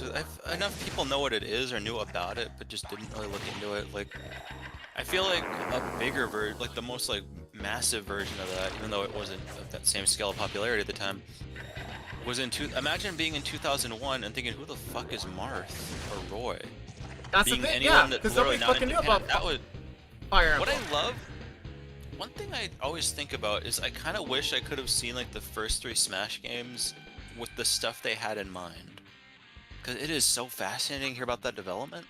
Sorry if I'm going off tangent real quick, Oh, go ahead. but It's fine. one of the characters, Sakura, I wanted to add, as I forgot her name, and they actually recently just brought over the games on Switch, is the girl from Famicom Detective Club. Like, he was a big fan of that series, and then he was really close to putting her in. He was like, I wanted her in probably the most, but he was like, yeah, people aren't gonna get who this is, and it probably confuse everyone. Oh, fucking everybody Also- knows Game & Watch or like fucking Rob and shit. Well, no, but to a more, like, to an even crazier degree. Like, at least with Game & Watch and Rob, like, those were still, like, those are devices, people still could have recognized them. With this specific character. It was a Famicom. Like he wanted like Famicom characters from like the 80s, mind you. Yeah. These are characters that are like 15, 20 years old respectively, or so, that he wanted in the game, and like one or two of them just barely got in as like assist trophies recently. Some of them are trophies in Melee, but he's like he wanted this in the game, and that fascinates me. Just and also it would have been really jarring seeing them. Let me see if I can 'cause find the they'll have, character. like a whole I'll different send it to you. mechanic. Also, I wonder how they would have played, but let me see. I'll send it to you. I want to play the Detective Club games, actually. I'm really curious about them. Gotcha. Poke Nerd, you can try and make some friends from like Office Max and see how it turns out, for the most part. Size is on you entirely. Just always go for cardstock gloss. If you're trying to make friends, usually go for the cardstock ink gloss.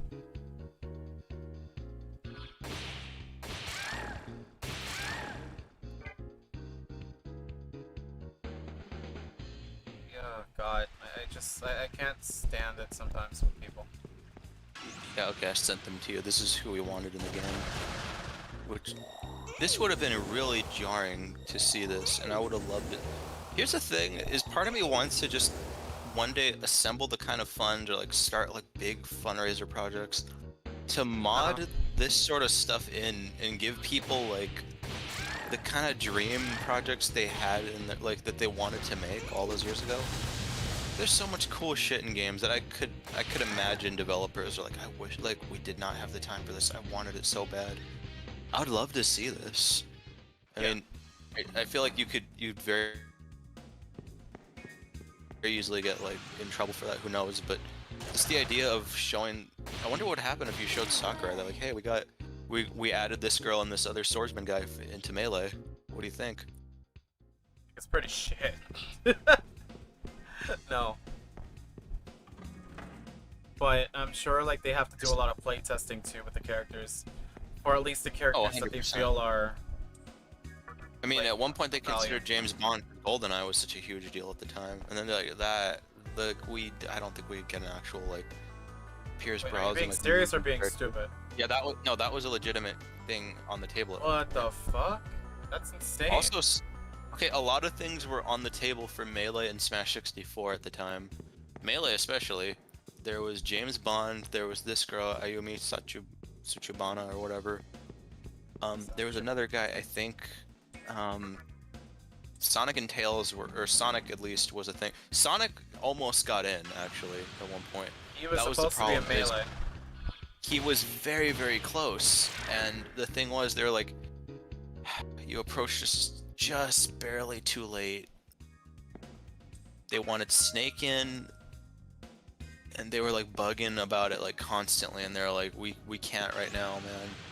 They wanted Lucas in there, but that was back in Smash 64 days. They're like, we're gonna get Lucas, we're gonna get the kid from Mother 3 in Melee, and well, you'll know how that turned out. And I mean, to be fair, it was on track. Like Mother 3 was, or like Earthbound 64, like that was one of the flagship games that was advertised for the N64 way back when. Same with Kirby Air Ride. Like those were big ticket items that were on the list. They just fell through. Anyway, sorry, back to Dragon Quest. A bit of a derail. No, you're fine. It's just crazy thinking about this stuff. But Dragon Quest, yeah, there is definitely a huge divide. Banjo completely like rewrote everything from that direct. That was the most insane day for people. It's the thing. The hero from Dragon Quest, like the heroes, they're really cool. I like them. But I feel like, yeah, I feel like they probably knew ahead of time. Like this would have been really divisive, so they put them both on the same like day, you know. Which I guess it's like it really is depending on our era, which is also another reason why game preservation is such an important thing. Because, like, when you see, because I feel like freaking Smash Brothers definitely did create a fucking huge community of like who knows this game and from where and this and that. How popular is this franchise? Like, that sort of shit. I feel like by And- the time Brawl came out, they did a good job at like, okay, now like people kind of get an idea of like, okay, we can bring in weird obscure things. But by the time Brawl came out, people were asking for older obscure characters at that point, or like people like characters that are probably like less familiar that people eventually became popular for it. Like back in like 2007, I cannot forget all the people that were like Geno and Brawl. Geno and Brawl. I found out how to unlock Geno and Brawl. Here's screenshots. And people are like, who the hell's Geno? Dude, from Mario RPG, he's a Squeenix character. Squeenix, Square Enix, yeah, they did all these games. And like, it like unraveled a freaking huge thing for everyone. Like, I learned about all these games and all these things because of stuff like that. And then people were like, what if we got Rayman? What if we got Master Chief? Like dumb things too. But there were so many, like, it was coming out of the woodworks of like more obscure character choices. Yeah, there was obvious ones like Mega Man or Pac-Man. But people wanted to see stuff like this to the point where I doubt Mario RPG was a thought in their heads at any point in development for any of these games, but because of all that traction it got, now Geno's a Mii costume. And that's crazy to me. And it probably just got them thinking about like nostalgic things or just like more obscure things. Like I was really excited to see Goemon or from Mystical Ninja get in as a Mii fighter. That was really cool. Awesome. Like Virtual Fighter stuff, like all these things, that is really cool. Like, if they had a freaking Mischief Makers reference, I would be like, oh my god. You guys are killing it. He makes Mii costumes like really, also freaking like Cuphead and shit. I mean, that's recent, but you get the idea. Yeah. But like, it's interesting to think about that, because I feel like Melee was the last time they capped off at like, who's this? Well, no, Brawl did it too, because they literally introduced him as like, who's Rob, you ask? Like they knew he was like Game & Watch 2.0 with that. But it's just fascinating thinking about that stuff. But by the time Smash 4 and Ultimate came out, that was not really a concern. There wasn't really like, what obscure character are we gonna add? Like, obviously Piranha Plant was pretty weird, but that was something everyone knew about, you know? Yeah. I feel like Dragon Quest definitely wasn't as well known as it is now, like, recently. But I feel like it was definitely more well known at that point in time. By the time, like, that trailer dropped. But still, definitely very divisive. Still plenty of people who don't know enough about it. So I hear what you're saying, Tyler. And Smash Brothers does a great job at game preservation and like trying to like, bring up these old fucking characters. And that even a lot of people don't fucking realize and know, and then when they start playing it, it's like, oh my god, this character's fucking great. I mean, look at what they started doing after like those trailers came out. They're like, oh, we're having big Dragon Quest packs on Switch and all this other stuff. Really interesting. Smash is nothing more than a celebration party game. It's not a fucking like, it should not ever be a competitive fighting game. But it is what it is. I'm not fucking knocking it down either. By all means, if you want to make it competitive, make it competitive. But it's just a party game towards the end of the day. It's like me getting the prize money for winning fucking Mario Party. I feel like though, You made Sakurai so happy just now hearing all that. I know. Because I understand his vision. It's just... Feels so good sending out that shiny, I'm sorry. I just got into a battle. I haven't done that in a minute. But anyways, yeah. Yeah, Dragon Quest is more popular in Japan than the USA. That's how it was always, like, built. Doing Fire Emblem though, that was, for Melee, that was the boldest move I could think of for that series. Also, fun fact, sorry to keep sidetracking you like that. Go ahead. It was, speaking of like development stuff for Melee, it was on the table for a long time. Welcome to the Should we Cathedral just of Shadows, make where these two queens Japanese exclusive to Melee, like Japanese Melee exclusive? Like, should we not release these guys elsewhere in the world and we have them? Like, cause nobody's gonna know. They're like, no, that'll just create like a thing. That'll make a stir up. And yeah, that would be really weird now thinking about like regional exclusive Smash Brothers characters. Yeah. It's like, hell, you do that with with like one little Pokemon, and that makes a huge like network of people trying to interconnect. The amount of people, like, you would send the market into a frenzy doing that. But also specifically because Marth would have been the idea of Marth being a Japan exclusive character, I'm like, would competitive Melee even be a thing? He was such a huge factor in that. All right.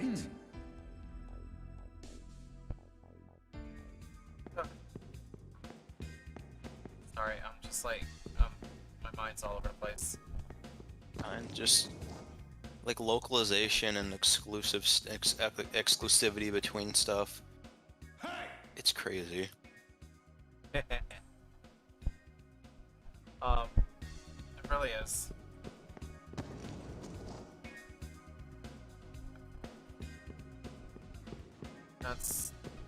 That's why I guess like a lot of us are like looking forward to E3 because we want to see not just the exclusive games that well no, I take that back. We're mostly like looking forward to like new coming games that look or catches our fucking eye, like continuing a series, or just in my sake I like to see like a bunch of old games being like remastered and shit, or just put back into light.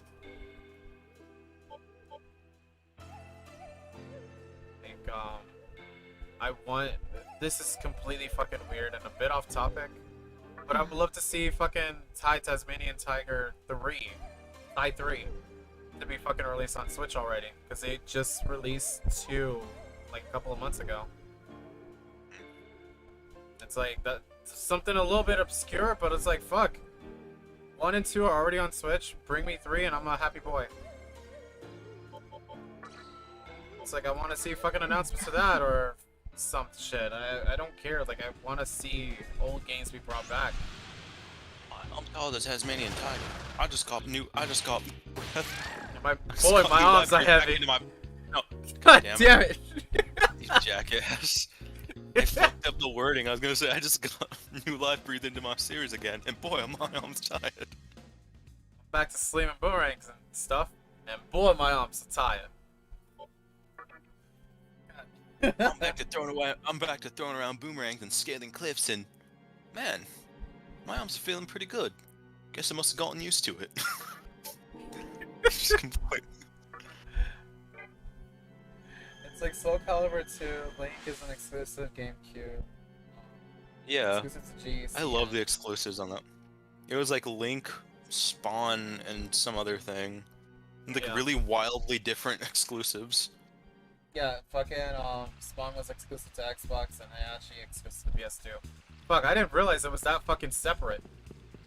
Yeah, it's funny. I was thinking about this recently, where I was like, how many, like, what characters hold the record for like most crossovers or most people they've met? Heihachi's. Right? No, not a franchise, a character, like a singular character who's met the most people. I put Ryu at the top of that list. I put Ryu at the top of that list. Because I was like thinking like maybe comic book stuff. I'm like no. No. Like, yeah, there's plenty of weird shit they've done.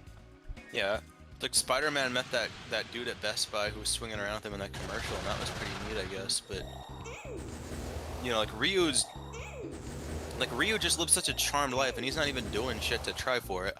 Like the plot of Marvel, like X-Men versus Capcom or whatever, was Ryu's just fucking walking, and then like a ship crashes, and then it's like the X-Men come out, and they're like, Omega Red's trying to kill us, can you help? Alright, I love fighting. It's just that, it's that easy to write a plotline for Ryu. Yeah, you can do shit with like his powers and whatnot, but then you can just do dumb shit like that.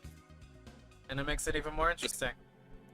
Like I love in Marvel 3, like there's like a quote, like a victory quote he has, where in like, you know how everyone else would be like commenting on the battle or saying something like, hey Spidey, you better watch your swing. No, one of Ryu's quotes is just, hey, you know I could get a bite to eat around here? I'm not really picky, I just need something to fill me up and fill me up good, you know? Nutrition's important.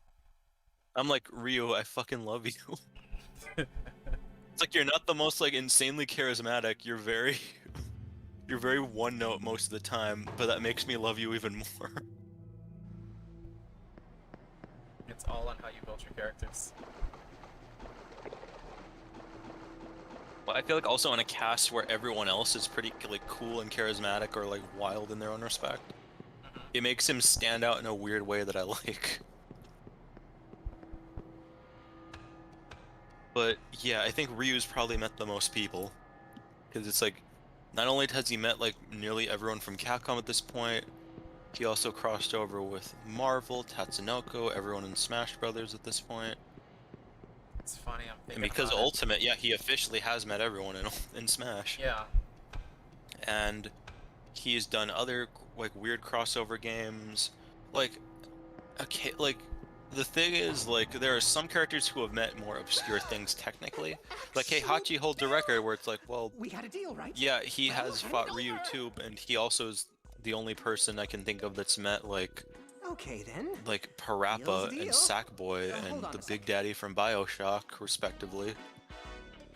Like, Ryu doesn't have Here that you go. title quite, Give but, this letter to the you know, gatekeeper. Ryu met It fucking should get Spider-Man you and through. shit. And Mario and Sonic. See you later. Samus. Hope you get to Ikebukuro safely. And Pac-Man. And, like, all this crazy shit.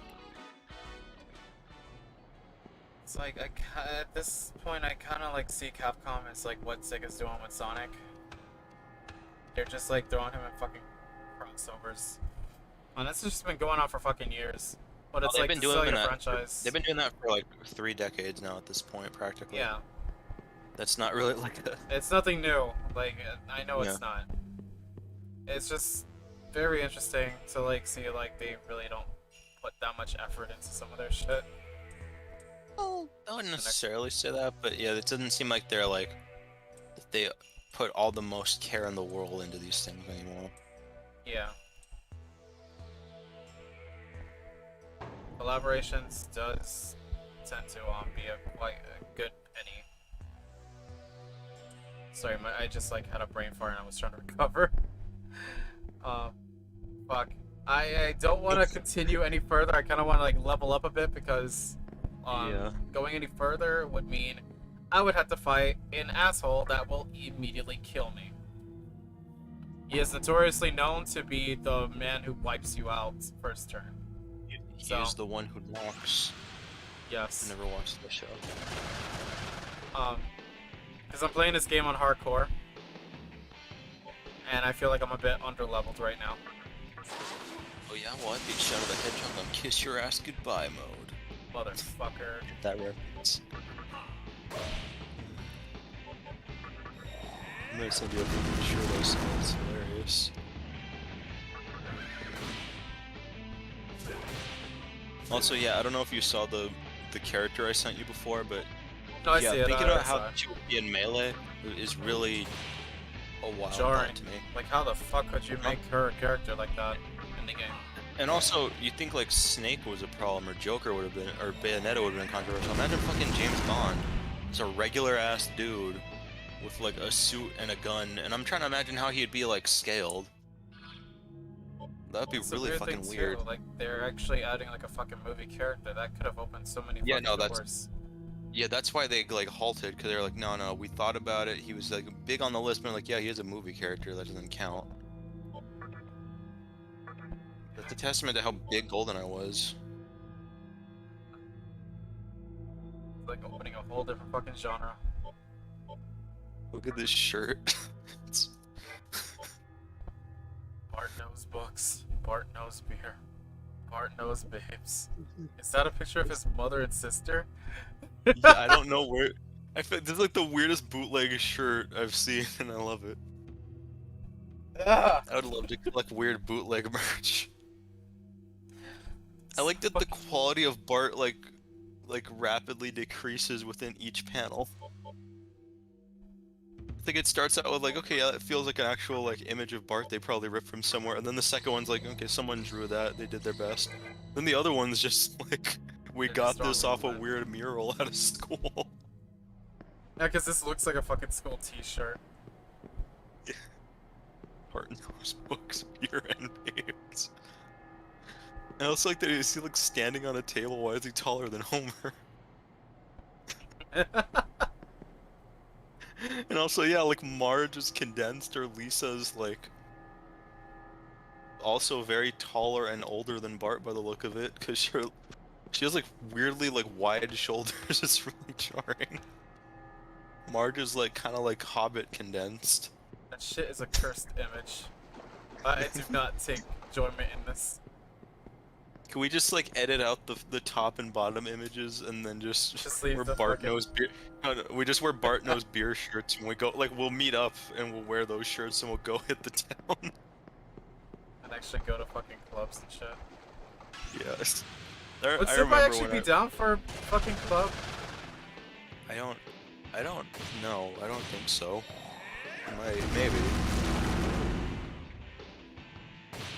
But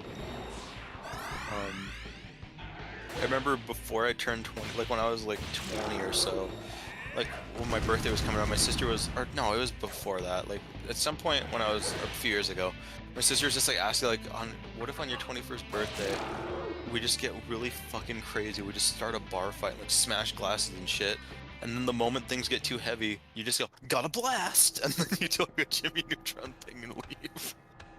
And I'm like, I've never felt closer to you as a sibling.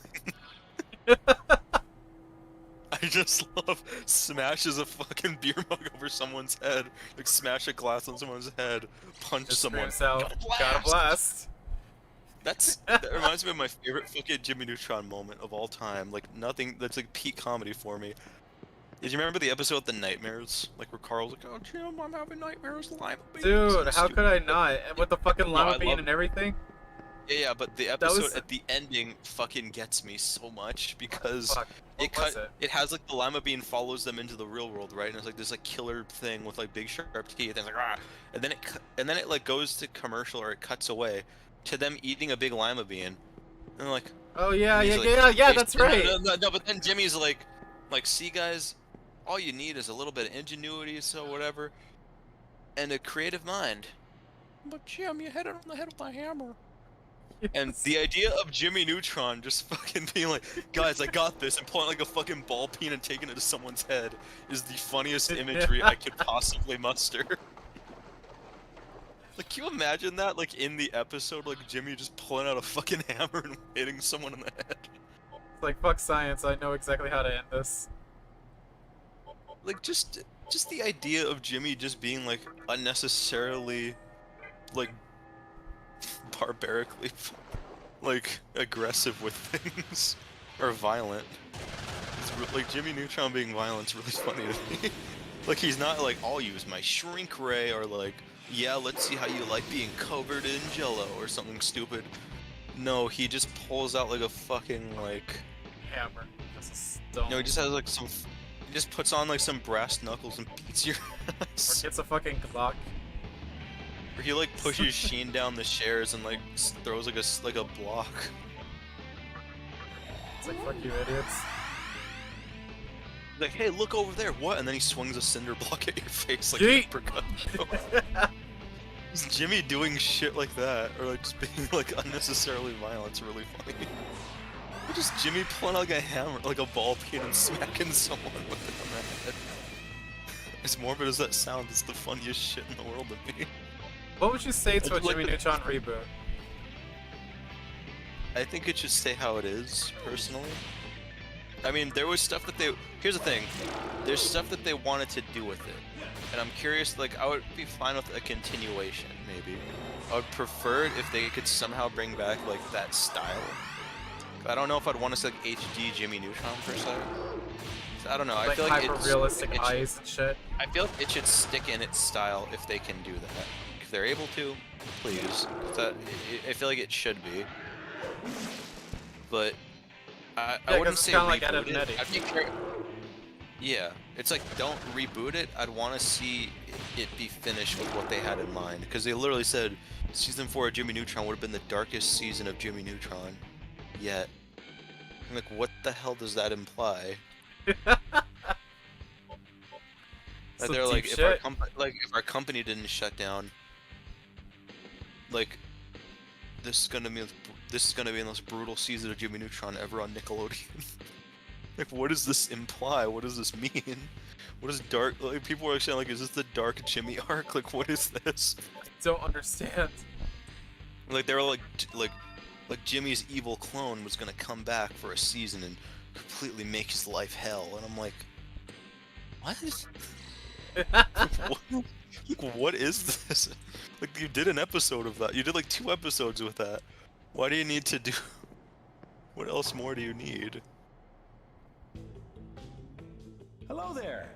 I fall with the same like logic with you, because like I don't really think I don't think Jimmy Neutron would do well as like a reboot, especially with how things are nowadays. Because like look at I'm not even gonna bring up Rugrats. I'm just gonna bring up like Hey Arnold more. And it's like, Yeah. I think they did really good with how it turned out. Yeah. But to be back into like a whole fucking series again, it probably won't do well. Because like, Hey Arnold was good for its time. Same for like Rugrats, but I think they're doing pretty well with Rugrats. It's always been like a fucking adventure shit. It's like when you start pulling the modern card with these old shows, that's where it tends It's really to like fall jarring off. seeing things. Yeah, it throws you off like when they're like, even with like, I never watched Rugrats, but I've seen like clips from reviews. It really throws me off watching a show like Hey Arnold or something like that, and then they just casually pull out like an iPhone, or you see them on like their Xbox Ones. It's like, it's kind of like, You it's not motherfuckers are old as fuck. How the it hell? doesn't destroy the it doesn't destroy the plot, but it really throws you for a loop. Like it really It like changes it's really the jarring. world. Yeah, like the idea of like I saw like bits and it's like, oh, you see Angelica like pulling up an iPad to talk to her mom, or she's like, look what the babies are doing. It's like, that's a whole element that destroys like 70 episodes of the original series if they could do that. Exactly. Heyo. I don't need to see present for Chucky you. playing Got it. fucking like, what the fuck was I gonna say, Picto Chat? But you know what I mean. Like, I Yeah, don't need to 'cause it's see like- like Chaz Fenster playing gotcha games or some shit. Like, even Because if they it's made just like a thing fucking in the background. Drew. I think his name is Drew. They made him into a fucking like gamer. Oh, Stu, you're thinking of Stu, yeah. Yeah, Stu. Sorry. They made him into a fucking gamer, Yeah. and it's like, why? It was never really his Stu, gimmick. Dude, why aren't you making toys? Dude, I don't make toys, I game. I never made I'm a toys. gamer now. I always game. I never made toys, I always game, dude. But literally, like back then, they've already established this fucking world, and like Hey Arnold specifically was like a street kid. Wait, pull out- They kind of, In in the the a lot 90s. of shows. Also, a lot of shows kind of did this thing where even if it was like, it was believable if it was in present day, but it also was believable that it was like further back. Like they did a good job like making the time ambiguous with them. You know? Yeah. Like only a few episodes would really cement their place in time. Like, yeah, with Hey Arnold, they did like Big Bob's Beepers, but like 90% of the episodes you could have said took place in like 1966, and I would have bought it. It was just like kids running around like this like city, playing in dumpsters and shit. Like, yeah, like I could buy that. Like if you said it was in the 70s or something. Like they did a good job with that. Like Johnny Bravo sometimes tried to give like a 50s vibe. Ed, Edd n Eddy usually didn't show off too much technology other than like TV or something. And half the time they were using technology, it was like old as shit. Like Eddie had like a record player. Yeah. Rolf had like a weird old style world TV. And they had referenced things with like really old terminology. So it was like interesting. It was just a product of its time. Yeah. But But, now, like, I don't like bringing back shows with that like premise. Like if you want to finish things, fine. Or it's not that hard to like just keep them back in their time period, respectively. Like Rocco was the only one who made an attempt to like remedy this by actually being like, oh well, actually yeah, the last episode I think was them being shot in space or something. But then they were just like, okay, yeah, we'll just bring them back now. And now there's iPhones and shit. Don't ask how nobody aged. Sorry, no. Like, I feel like I'm about to fucking die in a bit. In the game or IRL, like from Heat? In the game. In the game.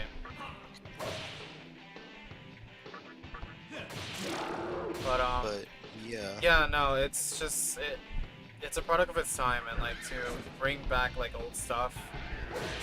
Because I like how you remember- mentioned how Ed and Eddie is. It's like Yeah. most of those actors are pretty much done with acting, with voice acting. Yeah. Or at least the ones that aren't, like, it's harder to get them, or they haven't done the voice. Like Matt Hill, he hasn't done that voice in so long, it does not sound like Ed anymore. Yeah. And like, that's not a jab at him, it's just, yeah, he hasn't voiced the character in like 11 years, what do you expect? Like, he hasn't had to do that voice aside from like maybe just a funny little thing with friends or something. Fuck! I'm gonna die. I'm gonna fucking die if I don't do this right.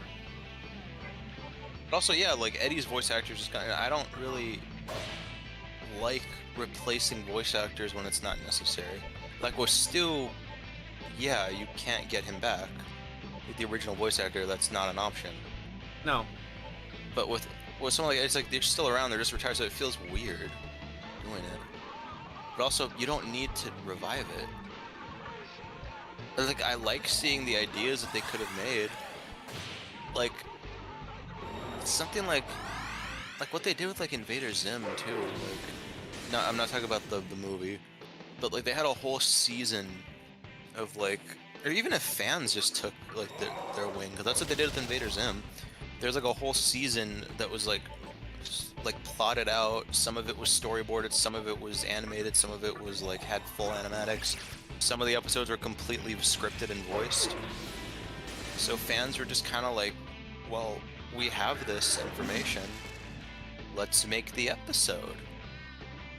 And yeah, there's like at least 1 or 2 Invader Zim episodes that were made from the ground up, or, you know, from like, we have the voices or we have animatics, let's build on this. Yeah. Shit like that's incredible. And I would love to see the, like, so many projects like be what they want it to be fully, but I also don't like the idea of like modernize, or like keeping them in like a modernized thing. Like Jimmy Neutron pulling out an iPhone just kind of defeats the purpose of like everything. I feel like it makes things less cool. Like back in like 2002 or 2004 when he was like, oh, let me just pull out my thingy. It was like he would pull out like an iPhone equivalent today, and I was like, whoa, look at that. But now, like, you can just get like fucking Cindy, like, Jimmy, my iPad told me the answer. You're not special. It's like, Yeah, that'll be pretty fucked up. no way. Oh my Like, god, it's make like it you have fucking to- stop! No, I'm sorry, Okay, it's like the just fucking kidding. battle won't stop, and it's like I'm down by 2 characters. Fuck! Yeesh.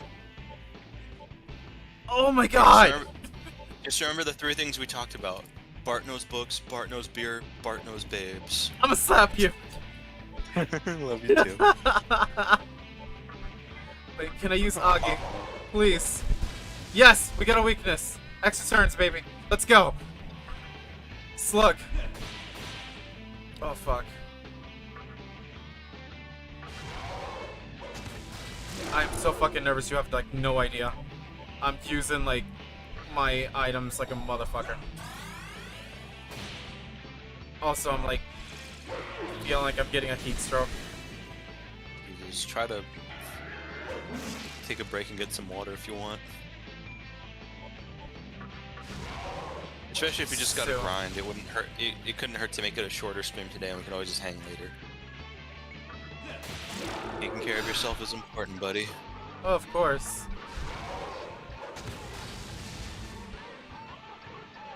I'm like still trying to map out exactly what it is. I've been like I've kind of like got a vision down of like what I want my little like avatar type thing to be. Uh-huh. Or, like just like an icon, and I know it's like for so many people probably be like, how have you not thought of something by now? It's hard for me. I don't really draw myself, and nor am I like had like a set vision in mind from the beginning. So I have like a general human-y thing that I could do things with now in my mind.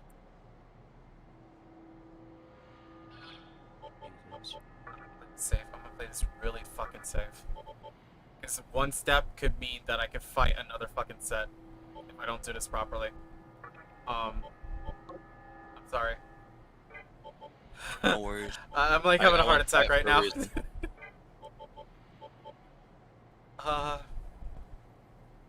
Medicine. Give me like 1 second, like fucking catch a breath. Just poison. summon. Let's see, okay, fucking. Okay, good. Fuck, I'm sorry. I'm a save. worries. I need a save. I was gonna say maybe you want to go for like another like half hour or so, and then we'll just do another one again soon. I'd be I down. have things planned need- today, so it's like I Oh, yeah, no probably worries. can't. No, I'd be cool with the Um, shorter stream today, honestly. But if I you would are, love to though. that's up to you. Because retrospect, like I kind of want to like spend majority of the day playing this, but like Capcom presentation, then I also have like other stuff to do today as well. So it's Oh kind of yeah, something. definitely. But Same here. next time I definitely do want to do like a longer stream. Yeah, that's what I was saying in a little while. So that way it gives us time to to cool off and prep for the whatever we gotta do. Yeah. But oh, that would be fun to do. You know, I'd like to do that where I do like main streams of like games if I'm doing like something like Paper Mario, Pokemon or something, and then on days where I just want to like grind or like do stuff in between, I just make like a special stream of that like at a random time for people. So like, if Yeah. you catch it, you catch it. That'd be nice actually. Especially if I do something like a Nuzlocke and it and some people might get curious on like, how do we know they didn't die while grinding? Shh. There was a guy That's good to named know. Hayden who I used to watch his stuff all the time. Mhm. He did like Wi-Fi battles and Nuzlocks a lot, and sometimes just casual runs. But what he'd do a lot of times, or at least he started doing for a while, is if he grinded in between, he would kind of just do like a super fast, like 2-3 times speed, like showing off of the footage to some music as like the opening for the video. Uh huh. And once or twice someone actually did die. So he was like, so as you can see in the grinding segment, our fucking Magmar died. So we're at a huge disadvantage for the gym coming up, and I'm gonna have to train Starmie over here. And like he would just open on that, like he was being like legit with it. I'm like, yeah, how many times has someone grinded for something like this on a stream and then actively like lost or like bent the rules because like, well, you guys didn't see me. Like, I'm sure that's happened. Plenty of times. Hmm. That's what I mean. Well, it's not like any type of like issue for me, but it's like the thing is like grinding in games like this. Yeah. It's a hit or miss. Yeah. It's like I don't want to like spend like the Every game, honestly. next 4 hours just grinding to be a certain level before I continue the story. Yeah. I feel like a lot of RPGs nowadays kind of like follow that principle and they've found ways to work around it. I feel like you'd probably like playing Paper Mario on your own at some point, because the way they handle grinding is pretty nice, where it's like, yeah, you could grind for a while, but then eventually the game itself kind of like caps it, so you're not doing it for like 6 hours and you're like, I feel like under-leveled. And also in a game like Paper Mario, it's very special because there's people who do runs with like 5 or 10 HP. Like, people will actively lower their HP amount because there's trade-offs in that game that make it insane if you know what you're doing. Yeah. Like, there's like you can equip little badges in the first 2 games, and there's badges that will like lower your health or do whatever, but there's also badges that say when Mario's in danger, when he's at 5 or 1 HP, his attack gets boosted like really heavily. And then there's multi-attacks. You stack these up together, and you can do an insane amount of damage on the first turn. Only caveat is, you fuck that up, well, you'll probably die. That's a fucking game. But it's really cool. That's why you should watch. I'll send you like videos. Like, there's people that do like the hard modes of Paper Mario, like the ROM hacks. Those are insane. That's like, do not play those until you've mastered like the actual gameplay and mechanics. Like, I would not recommend that to anyone who hasn't played them or like is like a veteran of the series at this point. Sort of like how you're playing this mode right now. Yeah. Like, you would not recommend that to me. But It's difficult. yeah. I cannot wait to show you Paper Mario on stream. I'm looking forward to that so much. I cannot wait. I really wanted to do like ROM hacks for like Coliseum and Gale of Darkness, but if not, I'm happy to show you just the regular game itself, or we could put like a challenge spin on it. Or if you want, I could just show you what we're gonna find in the game, and you could just direct my team. Like, you could just be in charge of it. I'm cool with that too. That's what I was doing for friends in other games. Like, when I stream Pokemon for friends or RPGs, I'm like, I'll let you guys decide, like, how I go about my levels or how I go about the team. And I'm just the pilot here. You guys are directing me.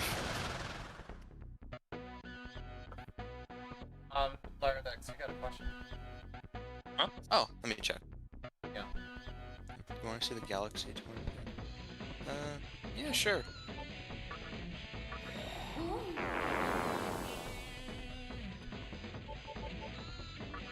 Also, good luck with that comic series, by the way. Feel free to post it in the Skull server and I'll check them out. Love to see it.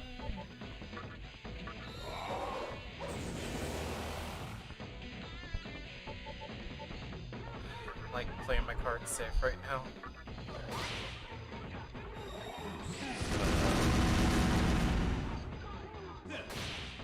Counter, bitch.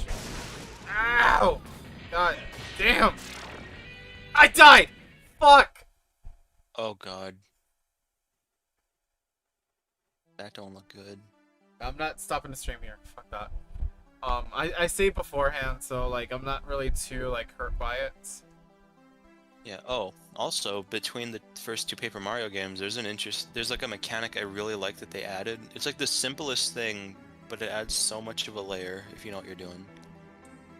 Because in the first game, if you got attacked, if you time it right, like if you press the A button at just the right frame, you can reduce the damage or just take none at all, depending. Usually it's just reduced. But in Thousand Year Door, you can do that. Or in a very smaller time frame, at a very even more exact frame, if you press B, you can counterattack, and you will receive no damage, and you'll do 1 damage back to them. And at some points in the game, that's an easy way to actually beat enemies that you would not otherwise. It's just, you really gotta get the timing down.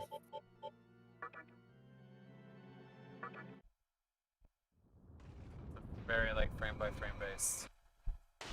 It's not as hard as it sounds, luckily. And you kind of get a sense for like what enemies you can do that on and vice versa. Okay. It's really cool. I'll show you when we get to it, but it's fun. The fuck? It's like the first battle in Thousand Year Door. It can go 3 turns or like 2 turns, depending on how you play it. Like if you use the super guard, well, yeah, it'd only be like a turn, like 2, maybe like 1 or 2 turns tops. So, Okay. Also, Or it could be a little longer. Putting a pause for like 1 second. Yeah. So the place that I died is where you can grind for XP. This is a place that I'm assuming you grind for money. So you may sell them for Maka. So we don't have to go through financial crisis in this area. Fuck. God. I'm gonna die. Anyway, continue. Sorry. So But yeah, just little mechanical changes are really nice in the game. And also the game does like do stuff where there's badges and other stuff you can equip where it's like, oh, you also get a tutorial to give you an idea on like what the frame might look like, or like what it, like, you know, obviously they don't say what the frame is, they just say it's about timing. But in the tutorial they will show you like how to do those commands, and they'll show you like basically here's what it looks like, or like here's when, like they'll even freeze the game, like they'll freeze time for you, just like, alright, press A now, like here's where it would be. You did a guard. Now press it here for a super guard, and you can actually hit me. It's like stuff like that, and that's cool. Okay. It's pretty solid, and then usually there like a lot of bosses and stuff, like you'll pick up on it as you go, but usually characters that you pick up in that stage or in that like area or something, like items you get, there might be something to help you out with like a big enemy or the boss if you're paying attention and if you have that kind of ingenuity. Okay. Like it's really cool, and I like that. And you could still do it without them if you're like, if you're that confident in your skills.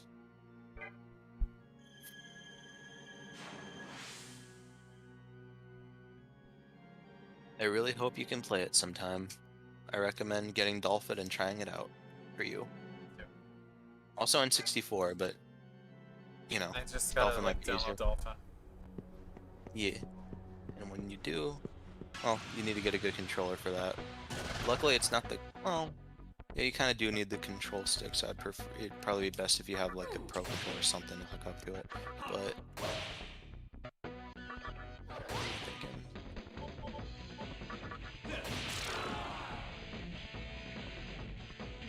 And also, I get to take you to the second Twilight Town you've ever seen. Paper Mario's got a Twilight Town too. Yeah, I've noticed that when I was like looking up Twilight Town. They've also got a Petalburg, so Pokemon's not alone. Oh, it's crazy. I also like that there's a toad in Thousand Year Door that talks about like Fire Emblem and shit. Uh-huh. And this isn't like 2004, mind you. So he's like, I just got a GBA like I just got a GBA for my birthday. My dad got me this game called Fire Emblem.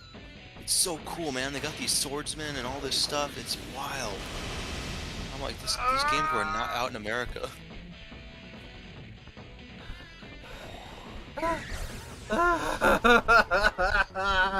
I cannot die again. I'm sorry. This That's shit's fine. killing me right now. Killing me, Smalls. Oh, nice. I just saw them poking it. These are really cool designs. I like them.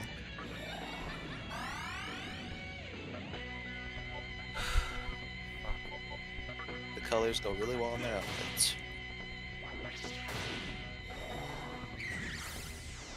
Shit. Fuck Angels down.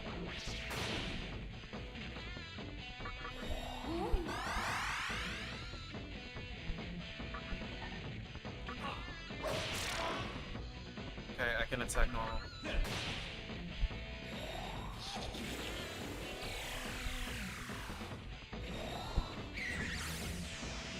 Damn! And I can't heal anymore.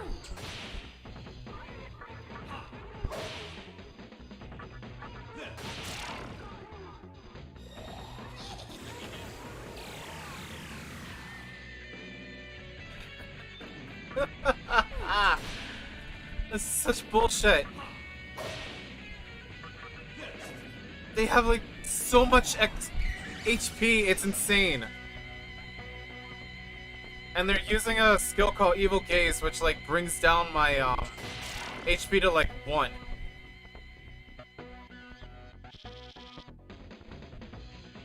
Okay. I'm getting the fuck out of here. I'm saving. This shit is no fucking joke. This is like end-game kind of shit.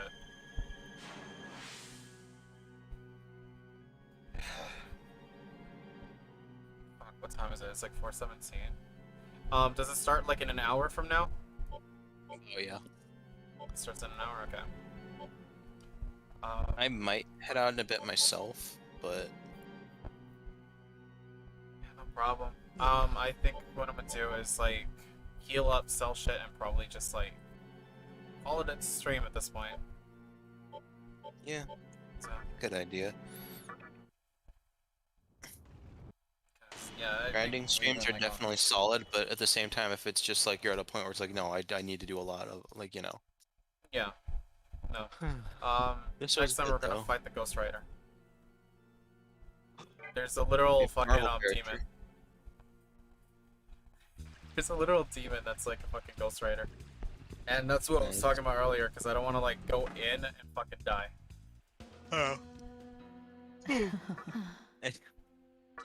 I like that for some reason. I'm just so like fixated on the idea of this, of like until I have like an avatar, just throw in like a JPEG of Tifa or something as my placeholder. Yeah. I'm honestly down to do that. But just I go through the effort of making a full model and I never use it. Like someone gave me Final Fantasy models. Sweet. Welcome.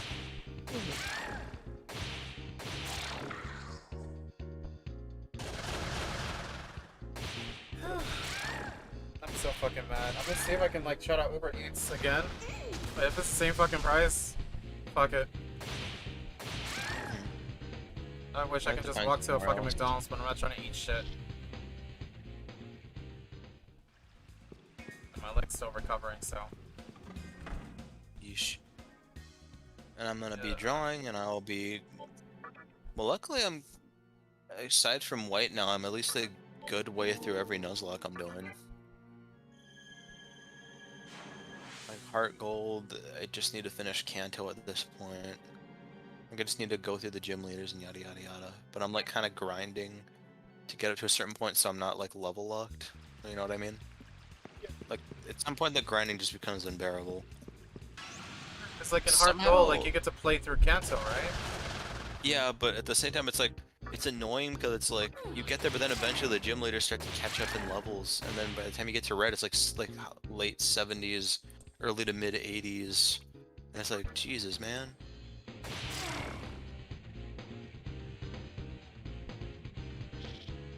I've never played Heart Gold or Soul Silver, and it fucking sucks because like, as a whole, as a series, like fucking Johto's always been my favorite, but I've never played the same games. I want to stream Crystal with you. That's like my favorite one of all time, pretty much. Or one of my favorites in general. I played it before, and I did have it at one point, but I've never finished it. I would love to play it with you. Oh my god. If we did, I need to bring her back. I did a punk version of the main girl from that Crystal. Or Chris, depending on what you want to call her. Yeah. Like I made a punk version of her that I'd like to bring, that I could draw for that. But also you could just deck Sarah out to be like her, because they both have blue hair. It could work. Send reference, so I'll know what you're talking about. Yeah. And I'll redraw my punk version of her. But I just really like Crystal. Like something about it's always cozy to me, and I like just like it has some of my favorite sprites in the franchise to date. Yeah. It's really cool. Aesthetic's nice, music's good. If I'm playing, depending on how I'm playing, well, I could fast forward regardless, but I can speed through certain sections. I could get certain Pokemon easy. I can fiddle with the clock to get certain Pokemon. That'll be nice. Any Pokemon in particular you'd like to see on the team?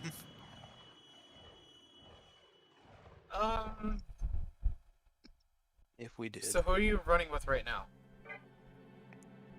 Well, I mean, the runs I'm doing there and like the runs at stream will be completely separate, but well, Heart Gold's also, that's a randomized run, so that's entirely different. So But that doesn't really matter.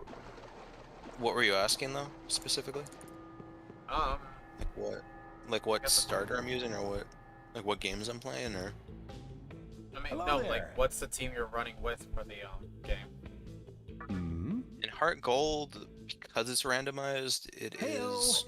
Hmm? I'm trying to remember because it's been like a week or so since I've touched it. There's Sceptile, Machamp, Grumpig, Oh?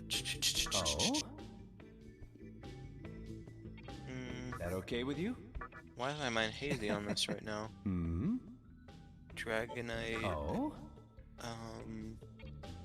That okay with you? Pyro. I'll remember I'll tell you later. But Hmm. it's randomized, so it wouldn't have been. Heyo! Got it. It's randomized, so it wouldn't be indicative to the actual game itself. Wait, if you know what I mean. Yeah. But a game like Crystal. Oh yeah, in Coliseum we could get Mischievous for you. Og. I love Mischievous. We could get her in Crystal too, but she's literally at the end of the game in Mount Silver.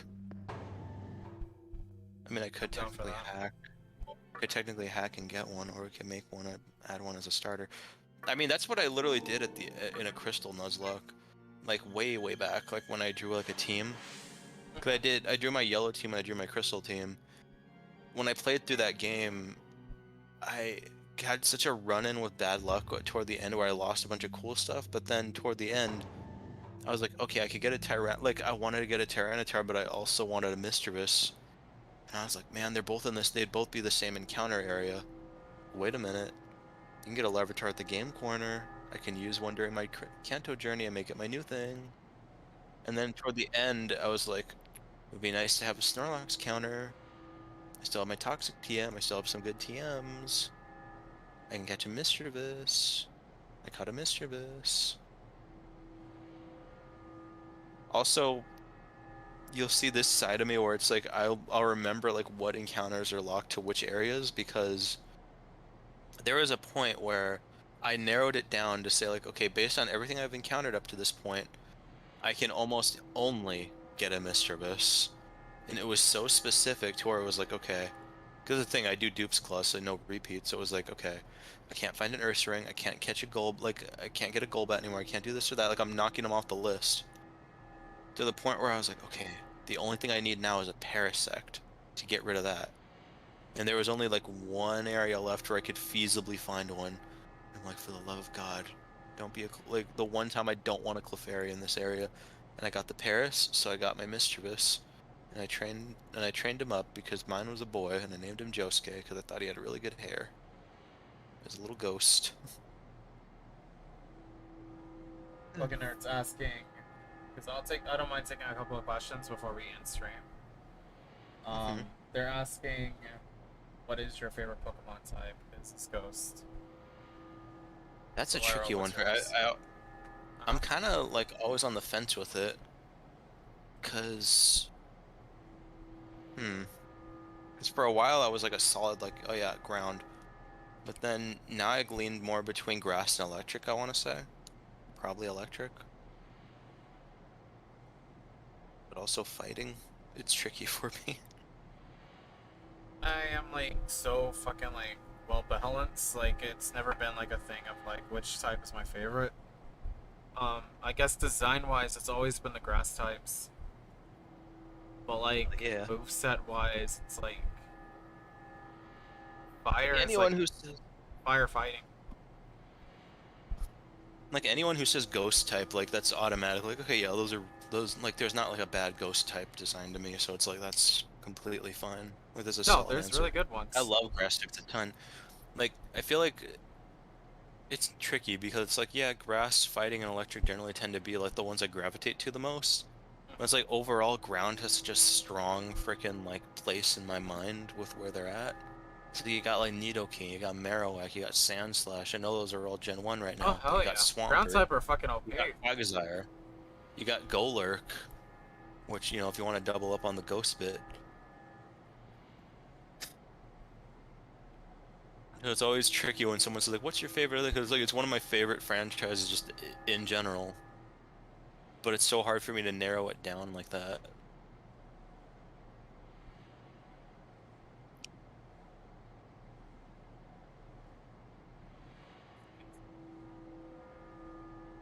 Like, even if you say like, "What's your favorite ghost type?" It's like, well, that gets tricky.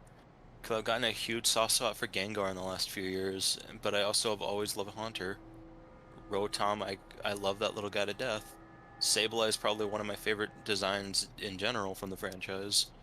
And Mega Banette's just the coolest Mega around. Yeah.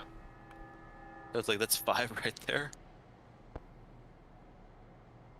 And ironically, if you ask me what my favorite Pokemon is currently, I have, it's weird, I always said Flareon for years, and definitely up there. I feel like I kind of have it as the reserved #1 spot, but I feel like right now, I kind of want to say like maybe Dragonite is probably a solid bet. Sorry if it sounds so scatterbrained. No, you're just Garchomp thinking. is always awesome. Yeah, Garchomp always has been. I kind of want to do Cynthia. There's been so many times that I've like attempted to draw her. These do. I need to draw her too.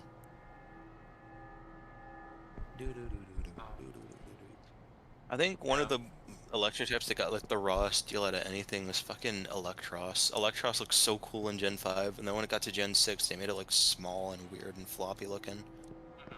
It's like, I thought you were like the size of a full-grown human. Now it's like you're this tiny little thing I can pick up at the fucking seafood aisle at the grocery store. I don't like that.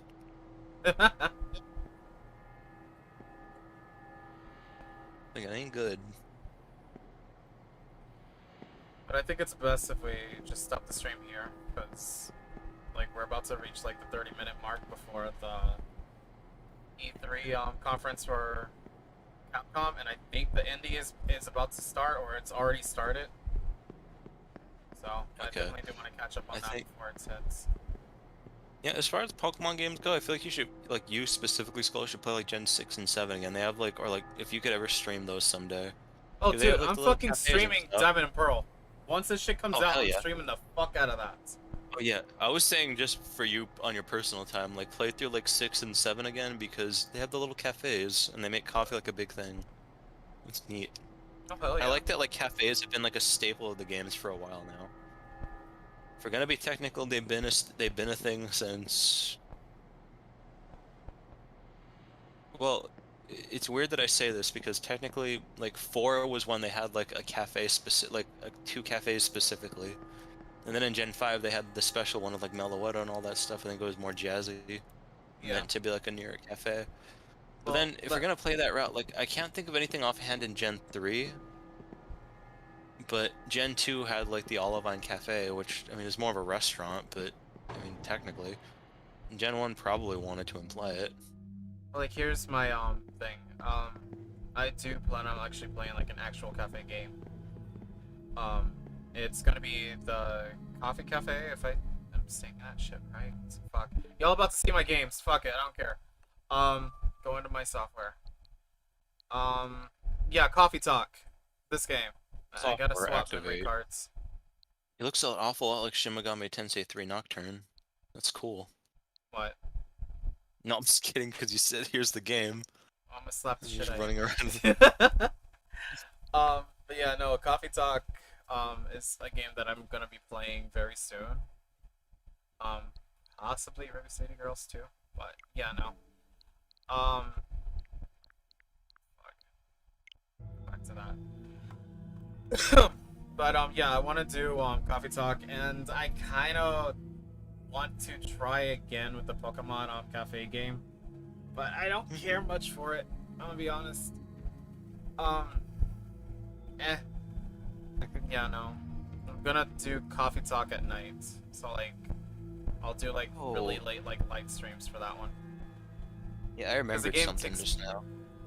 Oh, Go go on, ahead. go on. No, I'm just No, saying finish like what the game just takes place like at night, so like it's a coffee cafe place that's meant for like nighttime.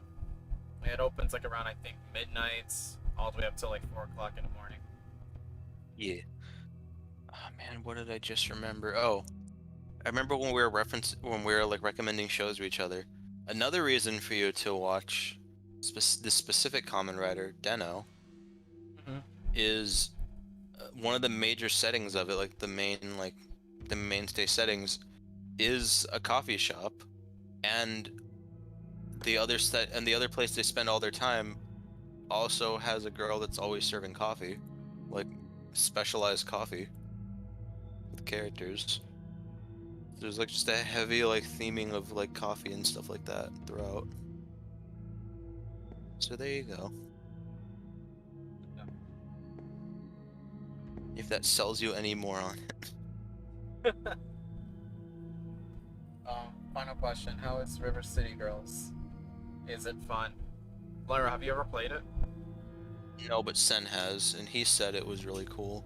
I Yeah. like the style. It seems like a pretty solid game. Unfortunately, I have never played it, so I can't say. I've just heard good things about it. Before I Scott just Pilgrim don't really was, want to like, make that call announced. myself. No, I understand. Like before Scott Pilgrim, I kind of use River City Girls as like my fix, because it's very similar in some mechanics, but as it stands, like River City Girls is really fucking fun. It's just like a fucking pixel 2D fighting game. That's really about it for the most part. I haven't played enough of it, so I'll probably play it on stream for like a good 3 or 4 hours and just call it that. If I actually really do get invested in, I'll probably play more of it. But yeah, just it's fun. I got nothing really much to say about it. Cause I still got fucking Shantae and the 7 Sirens that I have yet to fucking play. So yeah, but I want to be committed to like one game right now, and it's gonna be this. So once I go through another fucking grind fest, I'm coming back into it hopefully tomorrow. And yeah, fucking continue this fucking playthrough. I need to be very Yeah. consistent with this.